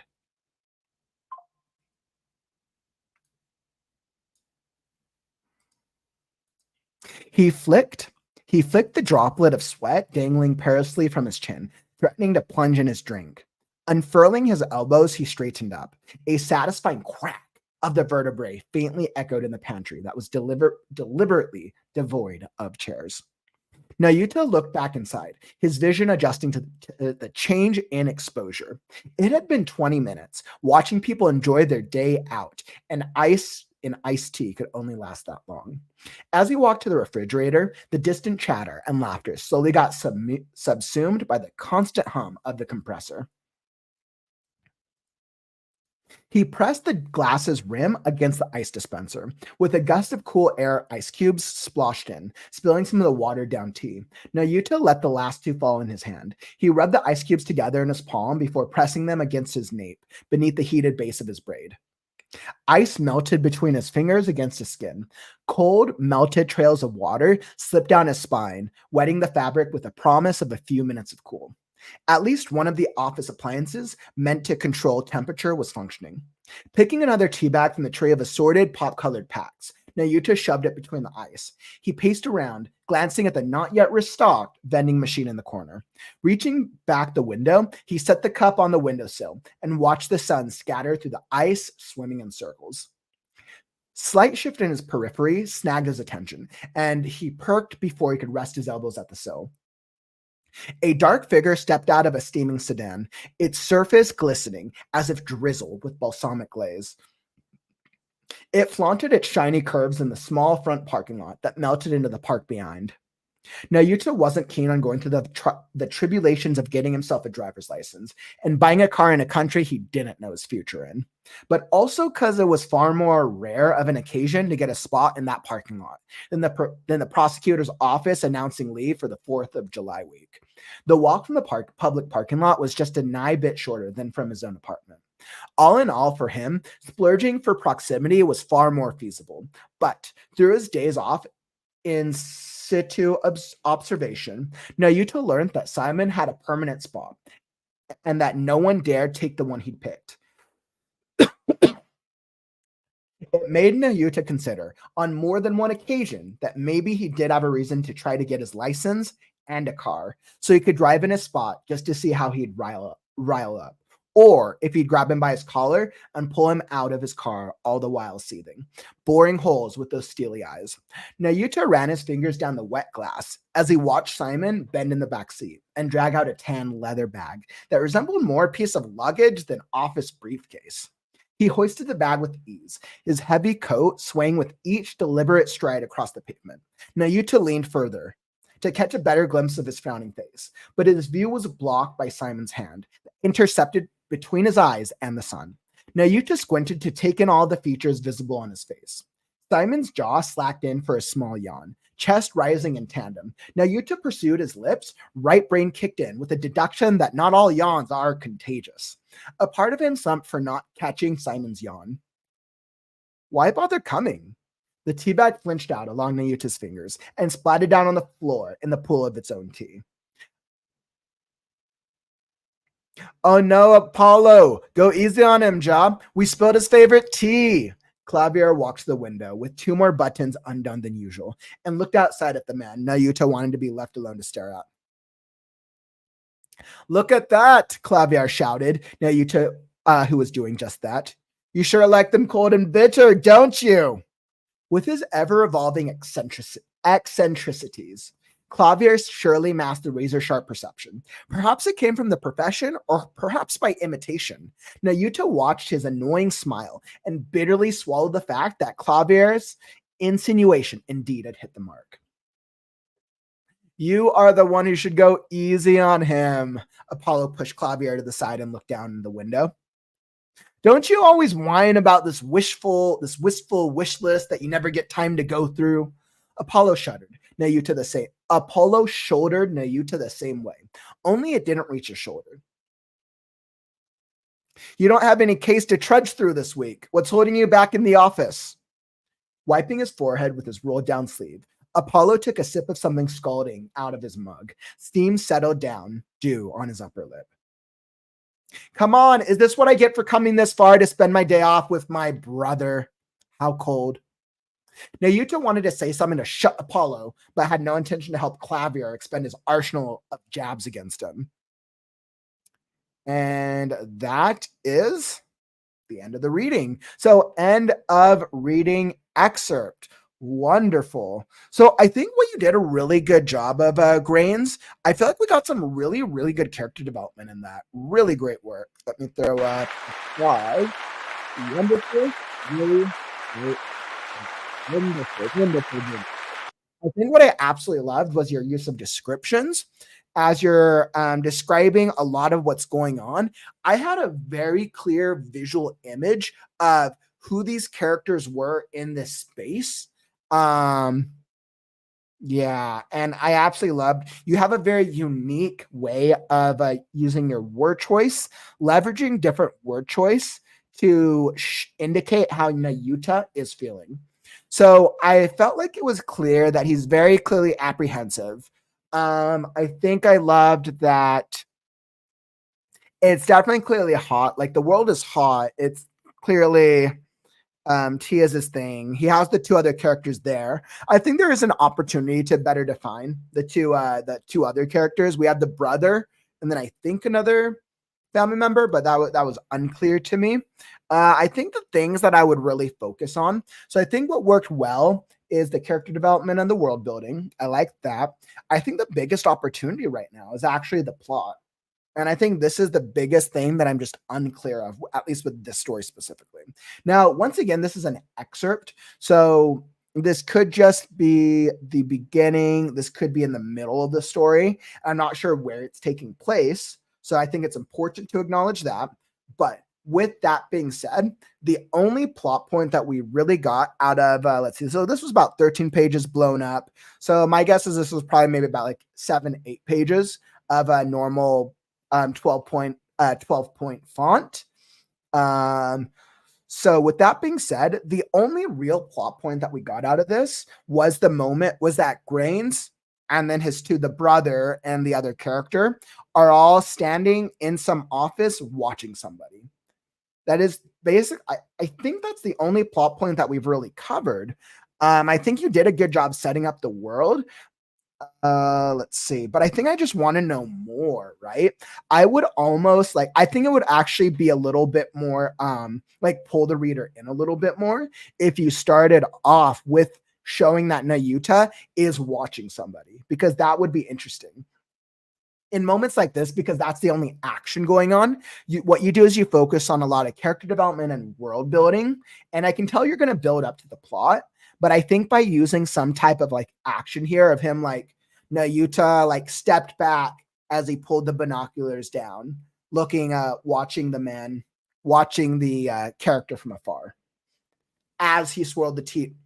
He stepped back and swirled the tea bag in and etched. Right. So you see, like, I think starting the top with some type of action would actually be really beneficial. Now, since this is an excerpt, now maybe if this is not the beginning of the story, you have already hopped into it. And if that's the case, totally ignore this comment and this subjective response. So as I look into the different sections of it, I love the description. The blistering breeze carried faint notes of grill smoke rising in tendrils filtered through rustling leaves. It was great. You do a really good job. Every living thing moved slowly, like the sun had sapped them of their energy. Yet there was an unfetteredness to these movements. Absolutely love that. I think your use of word choice is very, very phenomenal. And I absolutely love what you're doing with them. It's interesting because I think this is one of the first examples I've seen where the descriptions are actually very on point. The descriptions and the world building are there, but now the plot is a little unclear. And it could just be from the section that we're reading, but normally it's the opposite way around. Usually it's the plot that's super clear and the descriptions are what need help. So this is a really interesting look into this. Let's see, vertebrae fainted echoely.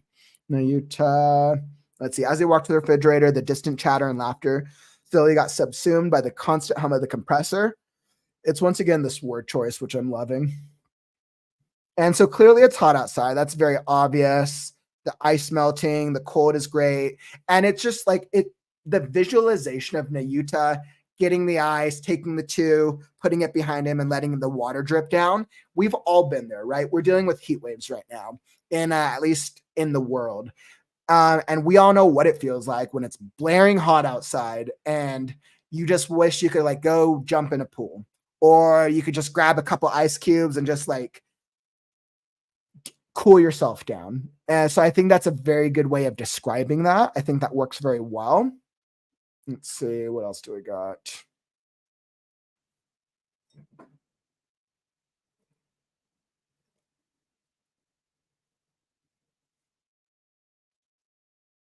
Yeah, so we get the dark figure stepping out the sedan. They flew onto the shining curves. And this is really like the only real plot point that we get. I would recommend like starting here. And maybe just honing the editing down the section a little bit so I can get more into the plot. Now, especially with a short story. Short stories are very much thematically focused. And you have to pull readers in to the plot sooner rather than later, or at least some type of moment that will keep your reader. Because a short a reader who's going to be reading a short story, their expectations are, I want to go on a short adventure with someone, because the time commitment to read it isn't going to be that long. So like you have to pull them in immediately.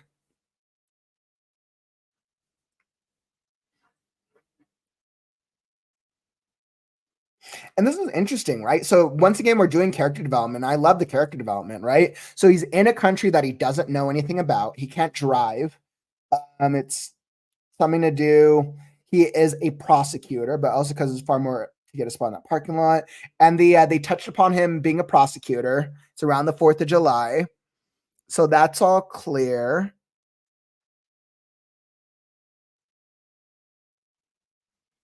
So it's like it really leads us to believe, like, okay, so maybe he's watching a criminal for a case. That's kind of seems like what it's getting at, but maybe I think I would just make it like clearer.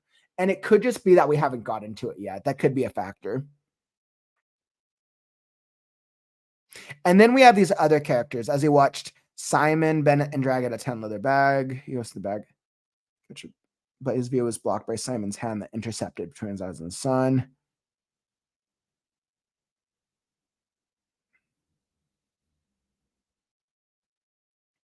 Gotcha. So that's right. Simon is the one that's being watched.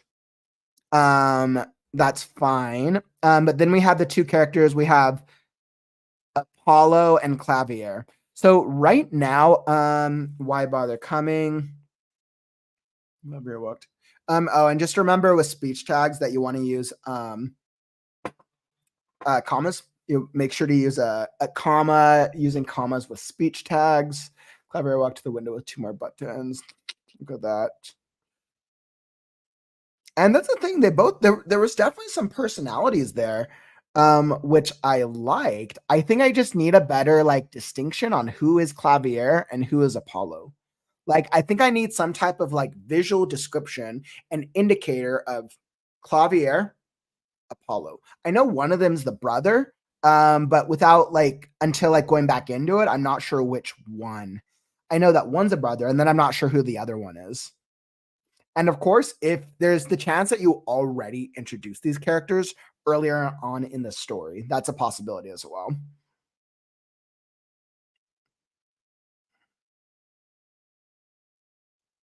And I love this. Don't you always whine about that wistful wish list that you never get time to go through? That is such a good character development for our main character, which is really good for Nayuta.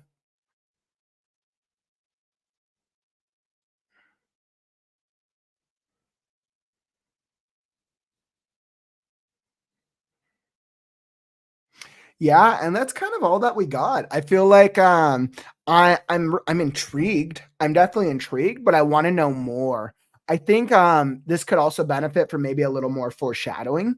So like whatever the core plot is, the core story, clearly something's going on with Simon. Clearly they're watching Simon for a reason. I think this section would be a good point to touch on like what if this is like a criminal case and he's like following some type of criminal for something. Maybe there could be a moment where Simon looks up at them and maybe like you think that he sees, they think that he sees them watching and he ducks and then he looks back and Simon is actually just looking for signal on his phone, right? I think you could use some really good foreshadowing opportunities in this. And I think that would up the suspense a little bit. Um, yeah. So I think that would be my recommendation, and that you would be able to create moments to pull the reader in and have them a little more on edge. Sweet. And I think that that's all that I got for you. For being a short story, that was kind of all the feedback that I needed. Grains, thank you so much for submitting this. Definitely. You're probably watching this on the replay. So if you have questions, feel free to email me, feel free to message me if there's something you want to know more about, or if you want to chat more about this section. Always happy to answer any questions. All right. Let's see what we got. Yeah, I felt the heat, and then he said July, and I felt validated. Waves from hot south, and yeah, I know the U.S. is going through a heat wave right now. I have definitely felt it at times too. Let's see.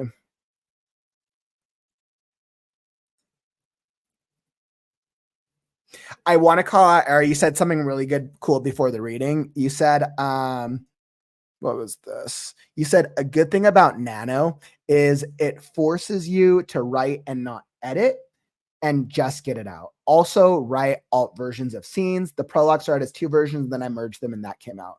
And I think that's the goal, right? The goal is to just write your rough draft. But if you're working on a second draft, your goal is going to be different than the rough draft.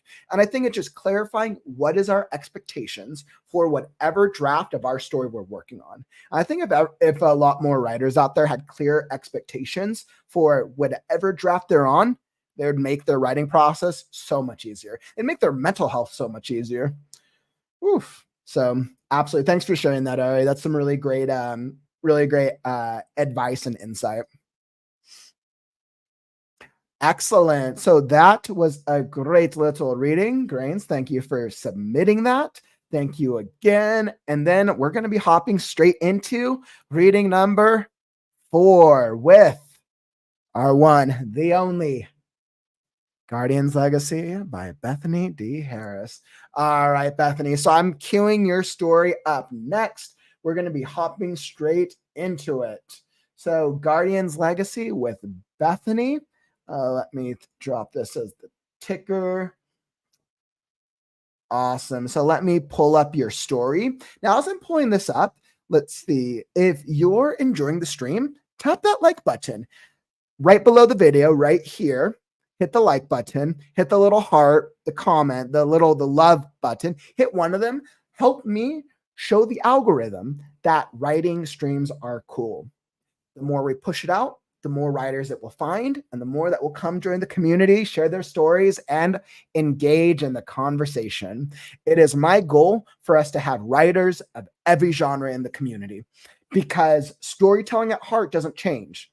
Whether you're writing a nonfiction story about your greatest climb to Mount Everest, or you're writing a story about a robot and a monkey in space. At heart, they are still characters. Character development doesn't change. World building doesn't change. What changes is the genre-specific elements that readers come to love.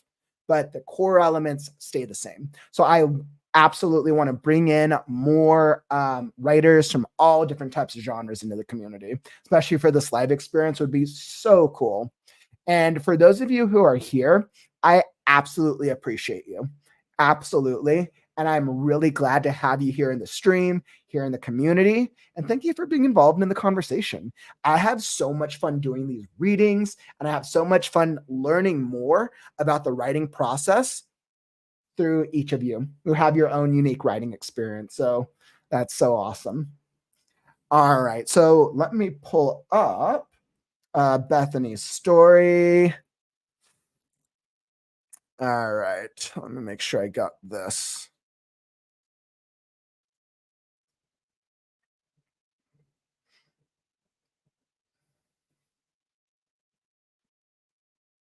Some people do Nano to edit. Yep. Some people do, because it's all part of the writing process, right? Whether you're writing, editing, or whether you're brainstorming, writing, or editing, it's all part of the process. You got to go through all the things to get the story out in front of your readership eventually.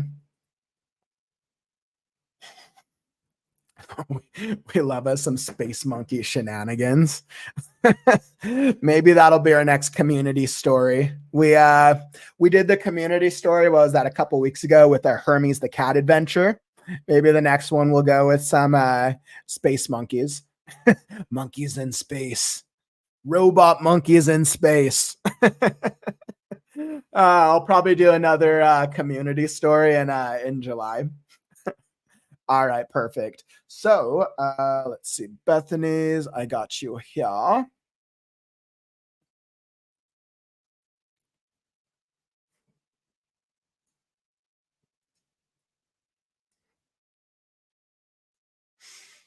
All right, beautiful. And let me just check emails. Once again, if you're wanting feedback on your work, make sure to submit it to Kaufman at the-creative-ghost.com. All right, wonderful. And I got your story all pulled up, Bethany, and we are going to be hopping straight into it. So let me reset the timer. Not a break time. There we go. So we got 20 minutes on the clock. All right. And if you're watching over from the vertical shelf, feel free to kick back, relax, and enjoy the show. If you want to read along with us, feel free to hop over to the Kaufman's Corner YouTube channel and come join us on the community horizontal stream. All right.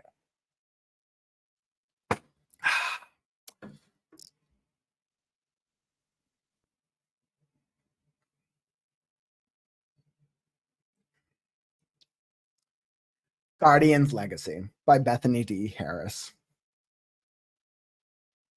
Chapter 1. In the land of Ambrosia, heavy snow falls as winter sets in for the year. The royal family begins its crossing of one of the bridges that connects to the forest. They cross carefully, for the bricks before them froze over the night's frost. The guards begin to cross carefully first before the carriages. The horses halt and begin to stomp their feet on the bridge. Their ears pulled back, for something ahead troubles them. The guards look for what the horses are sensing, aware of their signals of distress.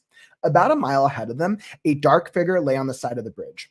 The guards, the horses, for they would not move any closer.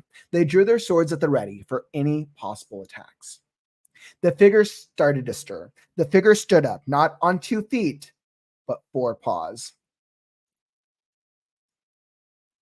The figure began its approach and process.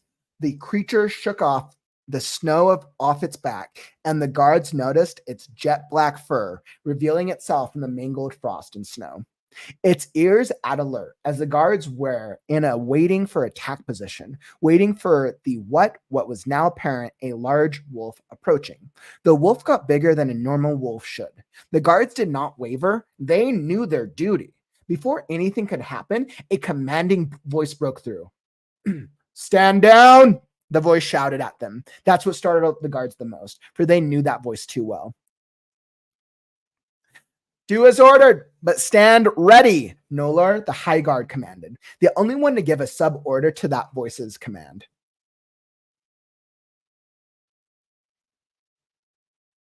Her Majesty gave you an order, knight, snarled the wolf. The knights astounded as the wolf spoke to them. It spoke again.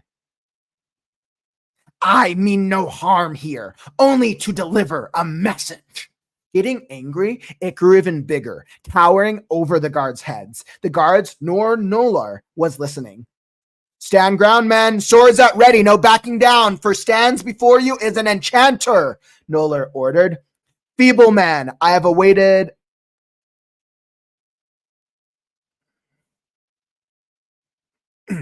Feeble man, I have awaited long for your passing this way in the cold, mind you. Traveling from afar to deliver this message to their majesties. If you don't back down, I will use your sword as a toothpick. It laughed at them. Still not listening, Nolar called out one last warning. If you don't listen, enchanted creature, we will have to use force. The wolf shook its head. Very well, as you wish. It began approaching, ready for the attack, but on the defense. Halt! Before any of the swords were able to land on the creature, although the wolf did grab one. Truly to its word, Nolar's sword was in its mouth. The voice called out again, but this time it came from behind the guards, from the carriage doors swung open. The king emerged, escorting the owner of the voice, Her Majesty, the apparent pregnant queen, down from the carriage. Her fur coat dropped down her shoulders and back, her hands in a fur cuff keeping them warm. She made her way to the situation before her. Nolar went to reach from the wolf's mouth. The wolf growled. The guard walked away. The wolf dropped it on the ground before Her Majesty and bowed its head. Noller retrieved the sword and sheathed it. The other guards followed suit and sheathed their weapons. Noller bowed to the queen. Your Majesty, it is not safe for you to be out here, especially in your condition, he remarked. Nonsense, she chimed back. I will be fine. There is no danger here. The guards looked at her confused for her disregard for the giant wolf before her. The snow has slowed its fall, and the child in me is active since this wolf approached. I think he senses a friend like any fey half or not would. Noller bowed his head to her, knowing there was no sense in continuing conversation with her mind being set. She approached the wolf. It sat down and once again bowed its head. The queen gestured for it to raise its head. Noller, as High Guard, is it not your job to recognize friend from foe? She stated at him, looking over the wolf. He bowed his head, for he knew she was right. Yes, your Majesty. I jumped ahead of protocol due to the reputation of this bridge as of late, and instead of seeing a possible friend in need, I apologize, my queen. Your apology is not with me, but our friend here. She kindly gestured to the wolf, looking at him with stern but kind eyes. The wolf is an enchanted creature, your Majesty. How is it a friend nor a foe? He stated, while continuing his stubborn guard duty and not realizing what the queen was trying to tell him. The queen turned his full direction fire in her eyes at him. He bowed, knowing his words were out of place. Head up, knight. The low term for his position shot him like an arrow. Look at the wolf, she demanded him. Do you not see her marking, not it, and certainly not enchanted, but gifted? At the queen's word, he did as told. On its hip, plain as day, was a gray paw print. What do you see? She inquired. Humble, he stated. A paw print, your Majesty, he said to her. That she can speak and grow in size, what does that equal? She integrating him. She is two of the kingdom's allies, your grace. He immediately ordered a full stand down, and the knights, except Noller, mounted back on their horses. Noller knelt down to the wolf. My most humblest apologies, friend of the throne, he spoke. The wolf growled at him. I'll forgive this time.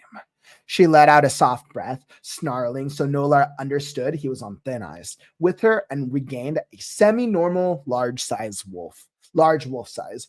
The queen laughed at them. Noller bowed once more, stood up. My sword is yours if you shall ever need it, he said to her. The wolf now relaxed, sat smiling and tail wagging. Your oath is heard, and the oath I pass to the unborn child. She started bowing back to him. He took his place and stood behind her Majesty, awaiting orders. Your Majesty, my name is Rayla. I have a message for you from my father, Lord Scribe of High Elves in the East, explained Rayla.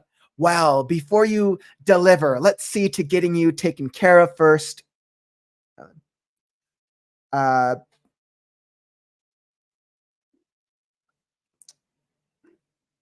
Well, before you deliver, let's see to getting you taken care of first, my dear, with some food. Before you scare the princes. She chuckled, knowing too well with her mother's intuition was telling her what was about to come. Out of nowhere, the two princes who apparently snuck out of their carriage and came charging out of their lurking spot with wooden swords drawn and pointing them at the wolf, Rayla.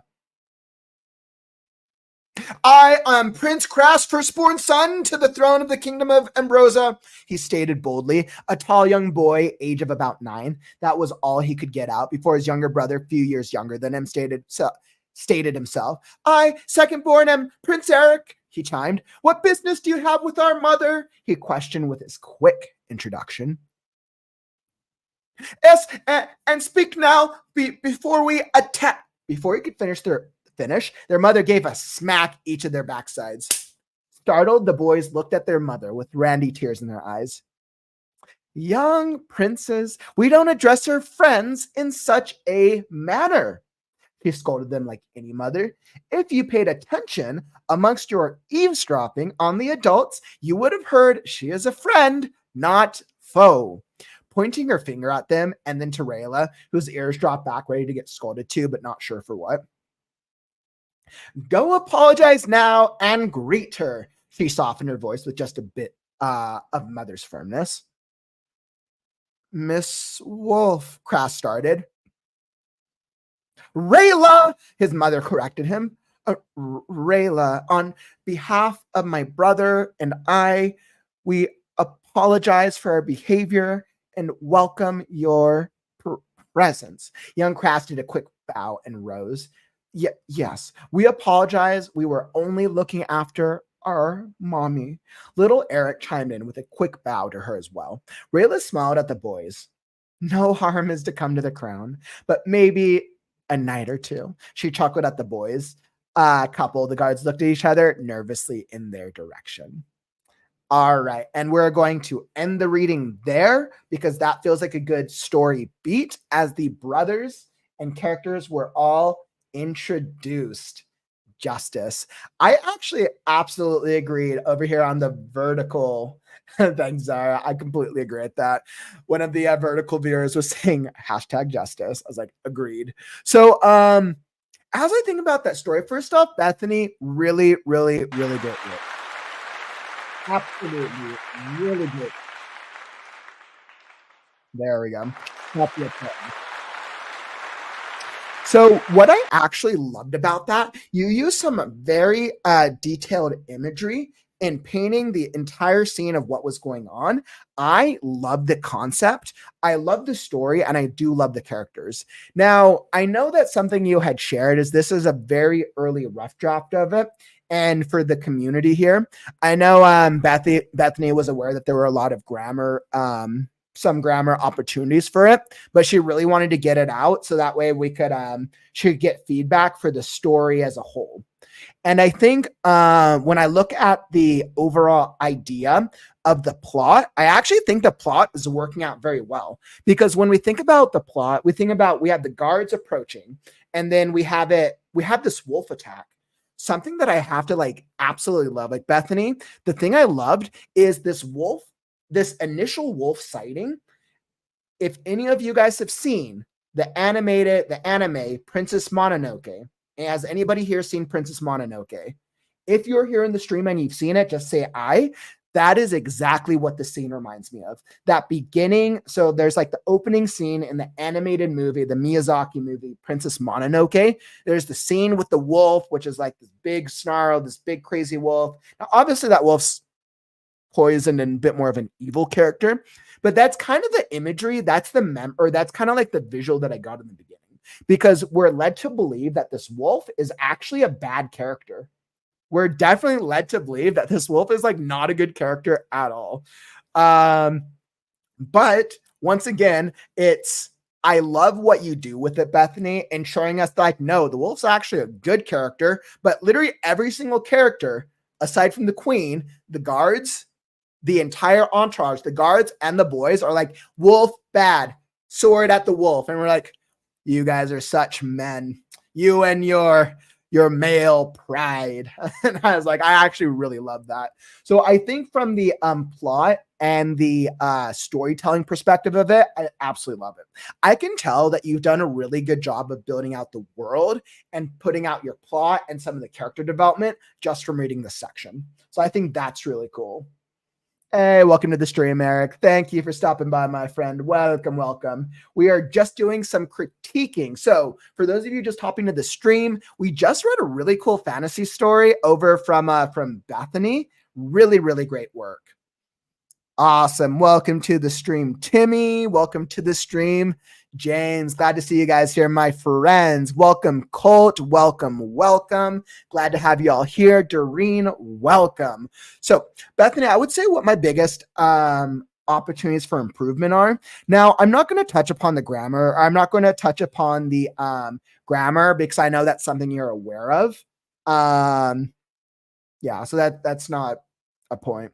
I think from a reading perspective, there's a couple times where I tripped up over the words, but I can get through it, and because I know what it is that your goal is and what you're wanting to convey. I think structurally, from a structural perspective, the guards showing up, them seeing the wolf on the road, the entire encounter, them getting the queen basically coming and interjecting, and the fact that the queen literally has every single character apologize to this wolf.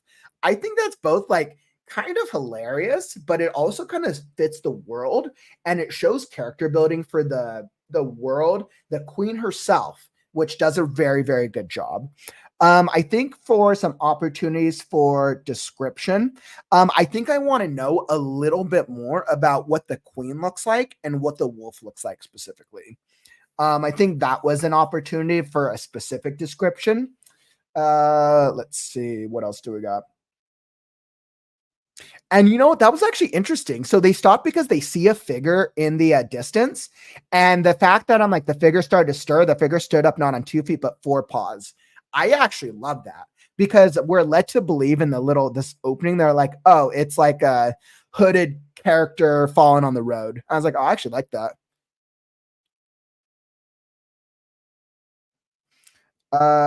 Let's see. There we go. Let's see. Absolutely. Yeah, so I would completely agree, Durian. I would say the storytelling is absolutely wonderful. The spelling is honestly to be expected from a rough draft, actually. So that's actually pretty common for a rough draft. Let me see. The figure begin its pause. The wolf is it's meant as funny, but the queen is held in high regard. And I think that the wolf thing came across very funny. I'd agree. The wolf is barely described with jet black fur and gray paw inside. Those is just great. What does the wolf's face look like? How does it how does it snarl? And this wolf is kind of like it seems like this wolf's like a shapeshifter character. So I'm kind of curious to know like what does a shifter I forgot what the term was, what the word that you use, but I think it's just giving a little bit more of the specific character descriptions would be really good. Let's see if it's back. The guards noticed. Yep. Yeah, and definitely Nolar too. I want to know exactly what Nolar looks like, specifically because he's kind of like the predominant character of the Queen's Guard that represents the guard, right? So if he's like the high command guard, is his like armor like is he wearing like shiny metal armor that like shines the most? Does he have like a staff? Does he have a visor, a helmet, or are they wearing tunics? I think there's so many different ways you could go, but I want to know what makes Nolar the high guard. What makes him stand out? Why is he the high guard? So I would think from a character development standpoint, asking yourself, why is Nolar the high guard? How did he get there? And what about his character makes him specifically stand out? Let's see. I don't want to detail Queen too much to do. Before she gets killed. Okay, that makes sense. So I think when you have a character that's not going to be in the story for a long time, um, I think I would. It depends on how much page time you're giving her. So I mean, like I think I would still give her detail, but I wouldn't focus a lot of story time on it. I would give her like one paragraph of description of setting her up. And that's specifically because she's a predominant character in this opening chapter. So I think it would actually be very beneficial to give her description, even if she's not going to be around for a while. Then you just wouldn't worry about giving her like interiority. You just don't do too much interiority description, but a physical description would still be powerful, especially because she's basically commanding this scene right now between her and the wolf.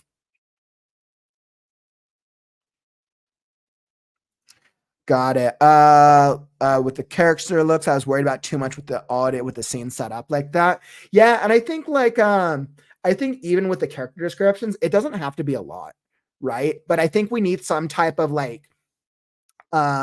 we need some type of setup for the main characters, right? I need to have a better idea of what does Nolan look like. I need to have a better idea of what the queen looks like. I need to have a better idea of what the wolf looks like because it helps us paint a description. Now, some writers like to describe every detail. Some writers like to do a bare minimum approach. Whatever works for you works, right? There's no right or wrong way, but you do have to give some type of base point, which you kind of did with the wolf. But I think because the wolf is a magical character, I think it would be beneficial to give the wolf a little more description, especially because I get the feeling that the wolf's going to be a more central character later on. Okay, cool. So that's good to know. So the shift changes later after the boys intro. Cool.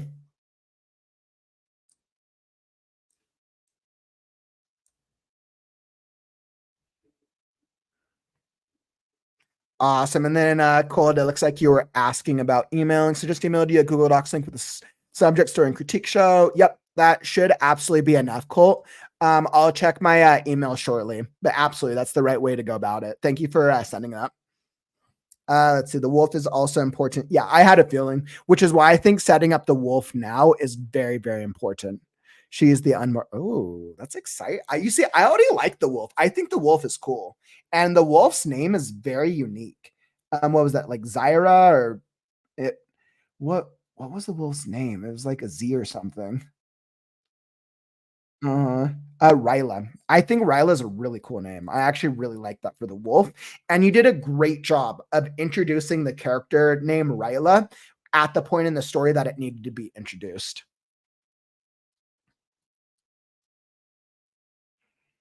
Yeah, and so like Bethany, I think if you were to go back through this in terms of just editing down the content, so with we're gonna set all the grammar stuff aside because you're already aware of that.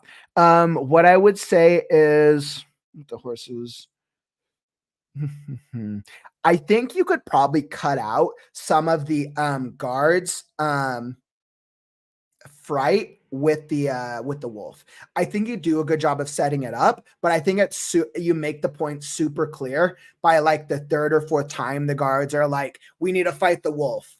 It almost feels like the queen has to convince the guards. Like the queen goes through this whole process of convincing the guards why the wolf is like it's should be a friend, and I think that works. The idea definitely works, but I think I would just condense it. Absolutely. I would just condense it. And I think you would cut some of that sections out, clean that up, and then use that extra sections for giving a little bit more description. That's how I would go about it. Woo! I know, Ariane. I agree. Team Wolf. I'm definitely Team Wolf as well. Bethany, I want to know more about this wolf character. Our unborn nanny wolf, Ryla. Like Ryla is super cool. I love your names, by the way, as well. You have a really fun thing with the names.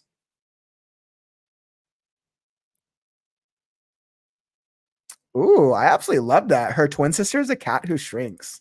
That's actually really cool. Yeah, Lewis, I'd agree. Like, I can absolutely see the scene. And I think this is what you did a really good job on, Bethany. I think your overall, I think what you have right now, I think all of us here, even with the grammar aside, like, I think all of us can visualize what the scene looks like. Like, we know, like, there's the guards, we got the queen in the carriage, the wolf that's on the road, them going back and forth, even the boys coming out with their wooden swords being like acting like boys, it's all clear. And I think you did a good job of overall painting the picture.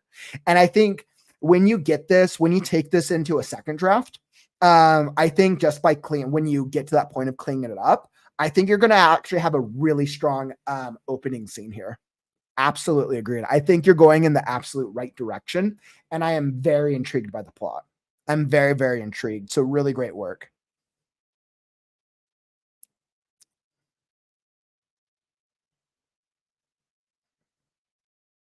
Oh, that's pretty cool, Bethany. That's awesome that you're sharing some about it. Let's see. Ariadne, completely agree. You have name magic. So important. It's hard to come up with really good names that haven't been like done or overly used. And that's right. What's the name of the story is Guardian's Legacy. Interesting. So it's gonna make me think. Interesting. Woo! I offer beta reading now, so I'm here. Now that I offer beta reading as a service, I can do it. It was funny when I was thinking about like services that I'm offering. I'm like, because I've had some people ask me about alpha beta reading, and I wanted to make sure I could do it. And I was thinking, I'm like, wait, that's basically what I'm doing on the story and critique show. Oh, I got it. That cracked me up. I'm like, yep, all right, I can already do it. This is a proof of concept. Let's see. And was there anything else?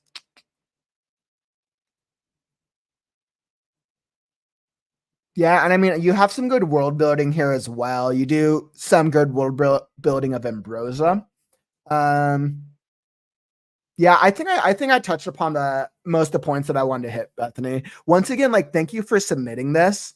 And knowing like this is like the rough draft the state it is in. Like, thank you for sharing. I want to say I want to absolutely commend you for doing a really great job on this.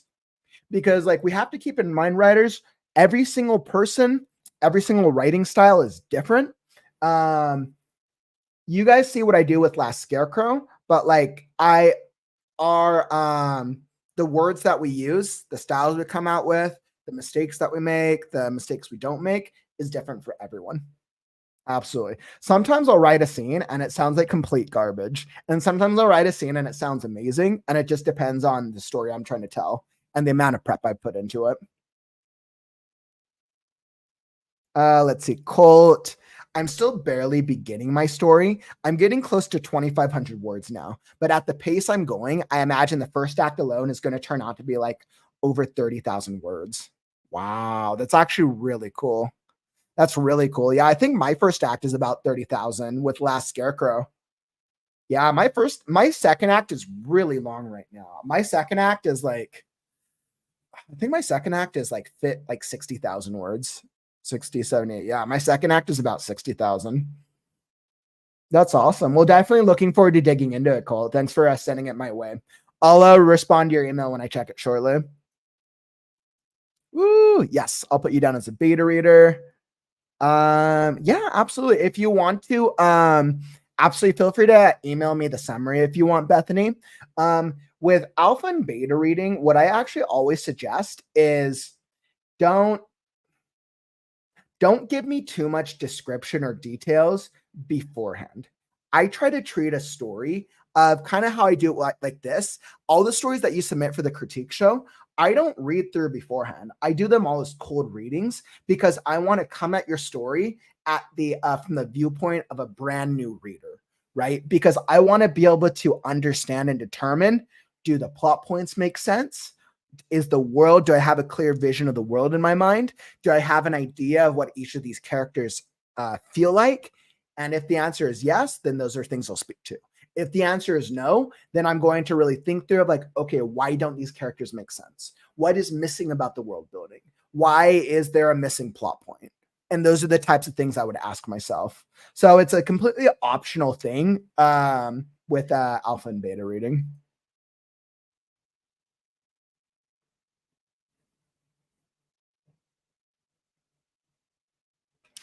Absolutely, Bethany. I would absolutely love to read more of the story. I'm really curious to know more about the wolf. I really want to know more about this wolf character. And now you've kind of started chatting about some of the characters with like the cat and some of the other seems like shifter characters. And the fact that something's gonna happen to the queen, like I'm actually really intrigued. I want to know more, Bethany. So definitely feel free to submit more excerpts in future versions of the show. Absolutely.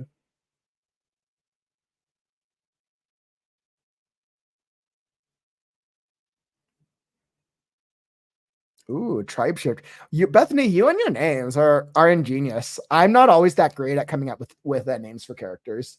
You did a really good job on naming. Hey, welcome to the stream, Imran. Thanks for joining us today. All right, perfect. So, with that being said, where does that bring us? Oof. And by the way, if you're enjoying the stream, don't forget to follow and subscribe. I am here doing daily writing live streams all day, every day. Okay, maybe not all day, but every single day.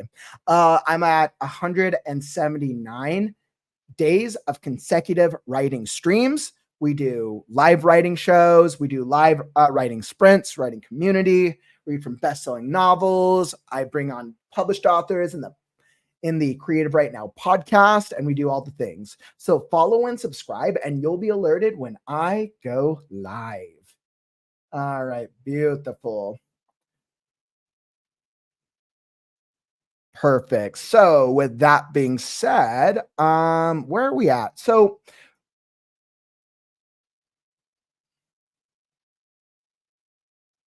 yeah, names can definitely be a challenge sometime. They absolutely can be a challenge.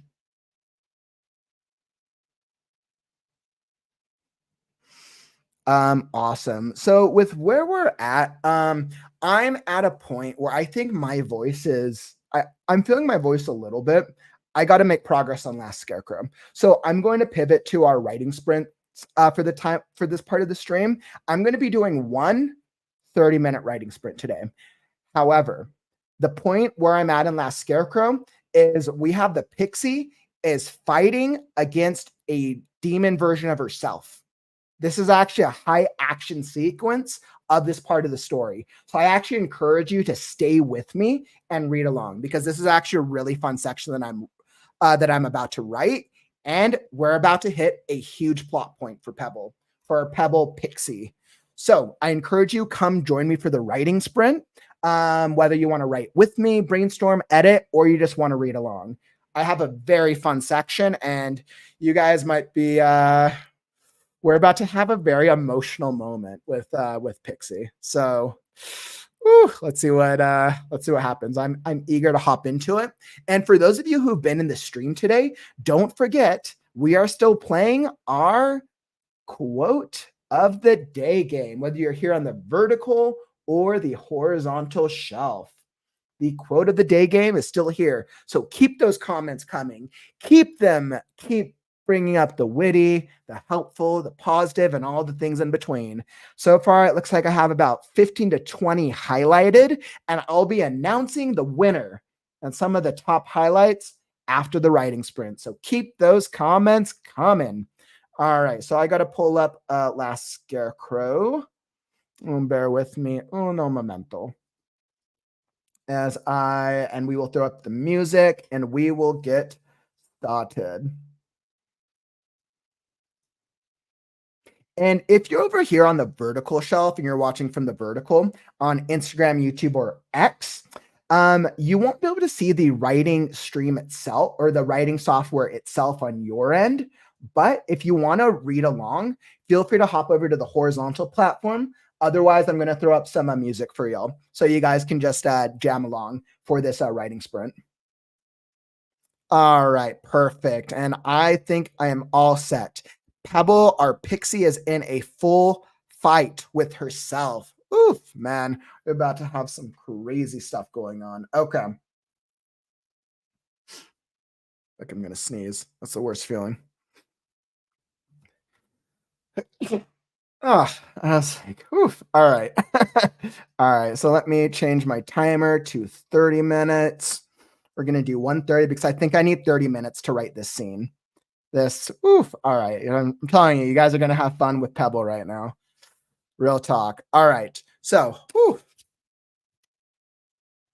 WT was saying, well, starting tomorrow, I begin the fun of rewriting and updating my first book now that my alpha readers have sent their feedback. Congratulations. That must be so exciting. Getting feedback for your story is such a great part of the process.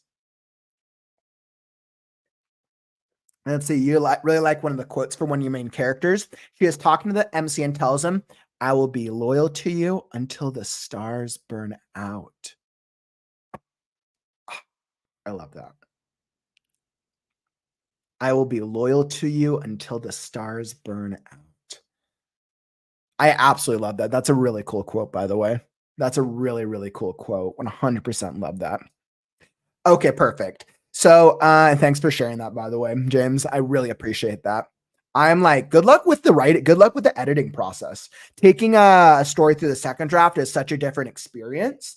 And I'll show all you what my editing process is like when I get into draft 2 of Last Scarecrow, of which we're getting pretty close. We're getting there.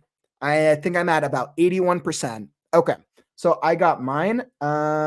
Here we go. And then here's the summary for where I was at. We're in chapter 46, Out of Pixie and Out of Time.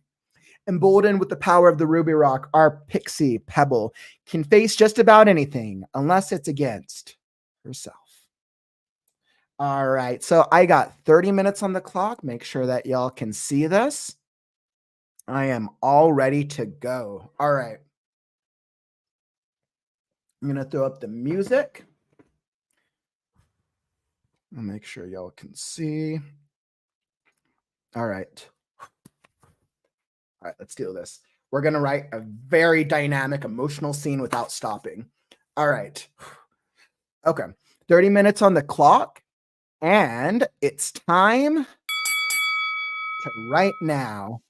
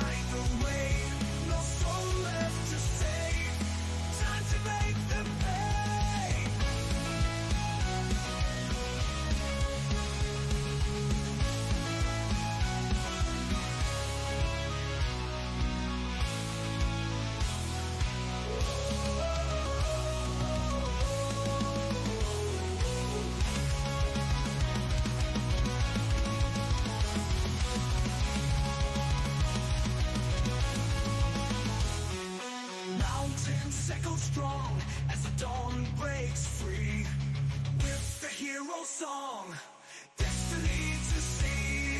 Stand and rise, face the dark, like the skies. Leave your mark, eyes on the prize, heart beats hard, dreams to realize. Played every card, the wind whispers brave, the stars guide the way. No soul left to save. Time to make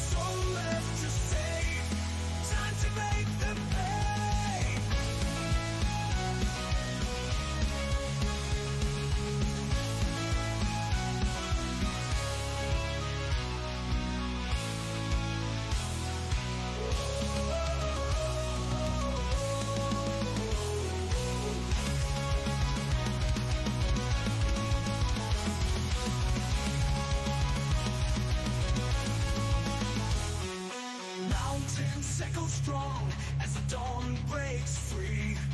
With the hero song, destiny to see. Stand and rise, face the dark, light the skies, leave your mark. Eyes on the prize, heart beats hard, dreams to realize, played every card. The wind whispers brave, the stars guide the way, no soul left to save, time to make them pay.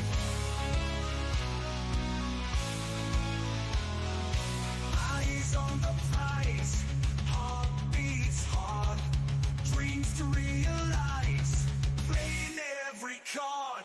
The wind whispers brave, the stars guide the way, no soul left to save, time to make them pay, time to make them pay. Stand and rise, face the dark, light the skies, leave your mark. The wind whispers brave, the stars guide the way, no soul left to save, time to make them pay. Leave your mark.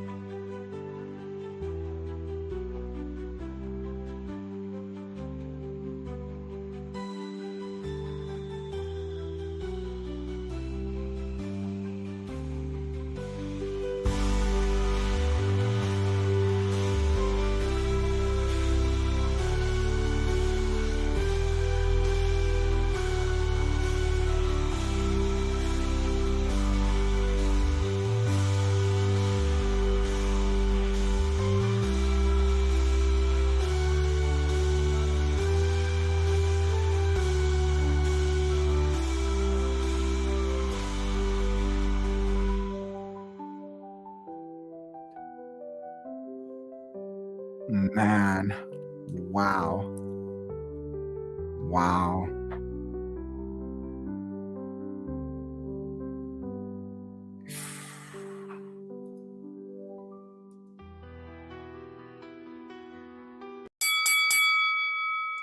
All right. Writing sprint done.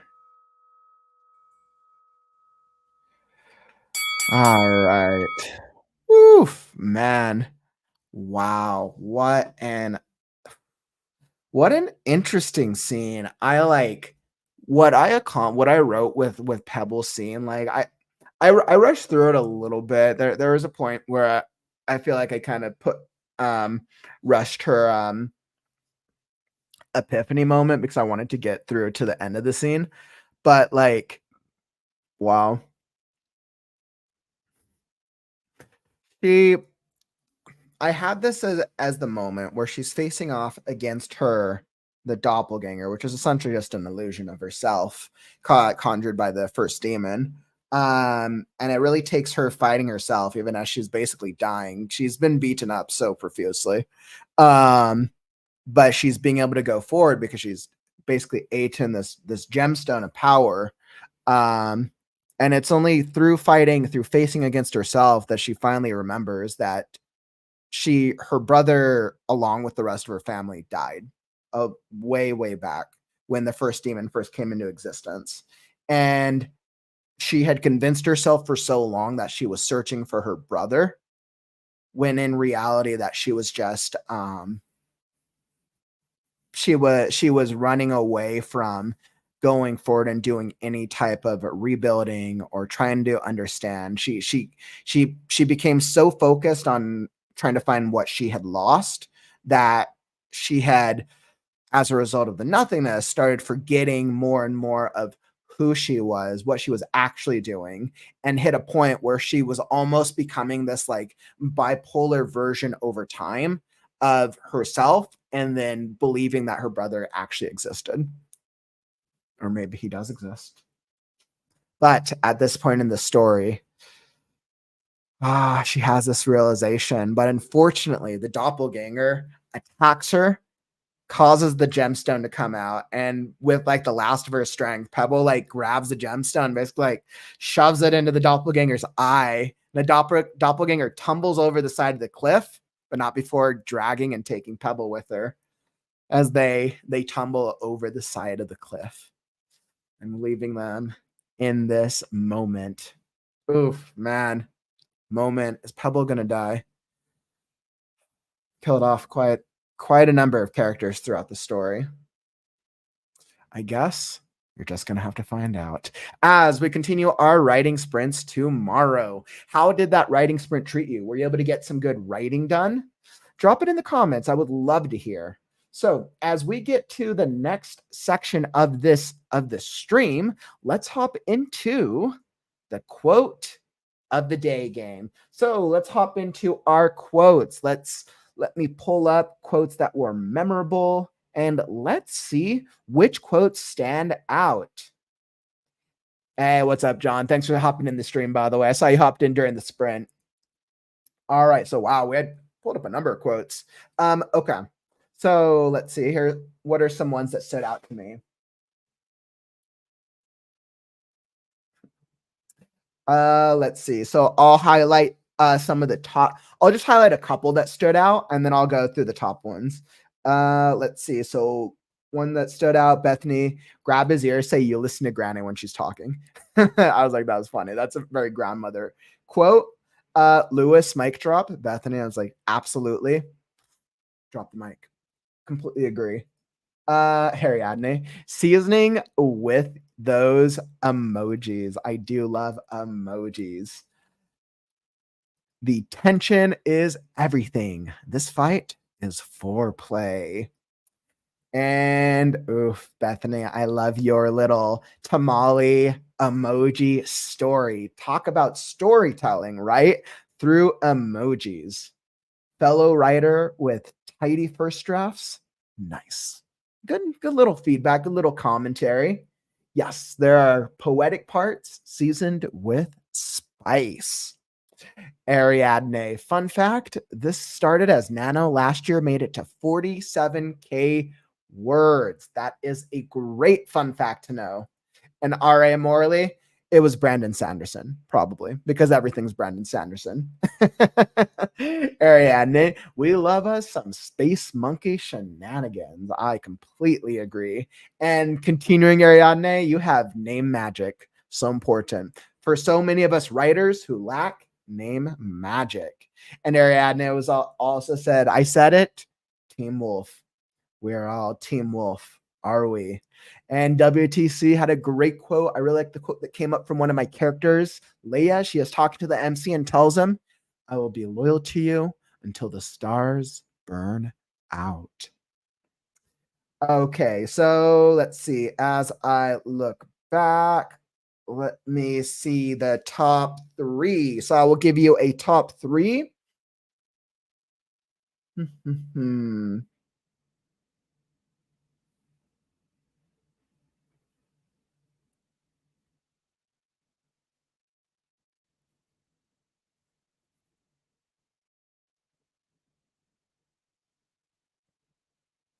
All right. So, okay, I've decided. So, all right. So we got three top three finalists for the quote of the day game.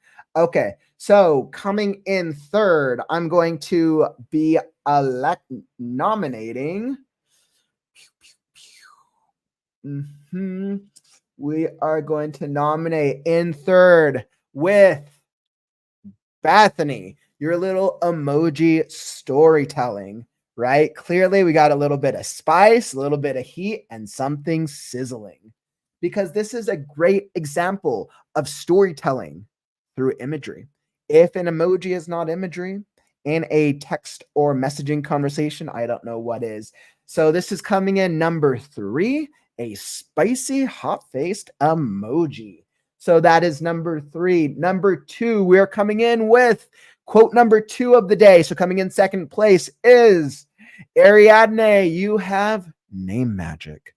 So important because calling it out that only it is magic to have the ability to create name magic is coming in number two. I totally, absolutely appreciated that. Ariadne in second place, and coming in first place is the one, the only WTC. Your quote definitely gets first place. That is the most memorable quote to me of the day. I really like the quote that I came up with for one of my characters, Leia. She is talking to the MC and tells him, I will be loyal to you until the stars burn out. Really great quotes, really great commentary. Absolutely deserves a round of applause. Woo! Wonderful, wonderful, wonderful. I love that. Absolutely love that. And once more for our vertical audience, the winner of the quote of the day game is over by WTC Creatives. I really like the quote that I came up with for one of my characters, Leia. She is talking to the MC and tells him, I will be loyal to you until the stars burn out. This will be added to our other winners for the quotes of the day with the community tool that I am currently developing. So more to come soon. Wonderful. Thank you all for playing. Oh, I have so much fun with the quotes. Quote of the day. That has been quite a fun game. Now, as we're reaching the next part, this part of the stream, as we think towards creative writing on the morrow, make sure that you come join us tomorrow for the next episode of the Creative Right Now podcast, Overcoming Your Mental Health with author Pat Awney. Pat uses a unique method called the 2 a.m. method.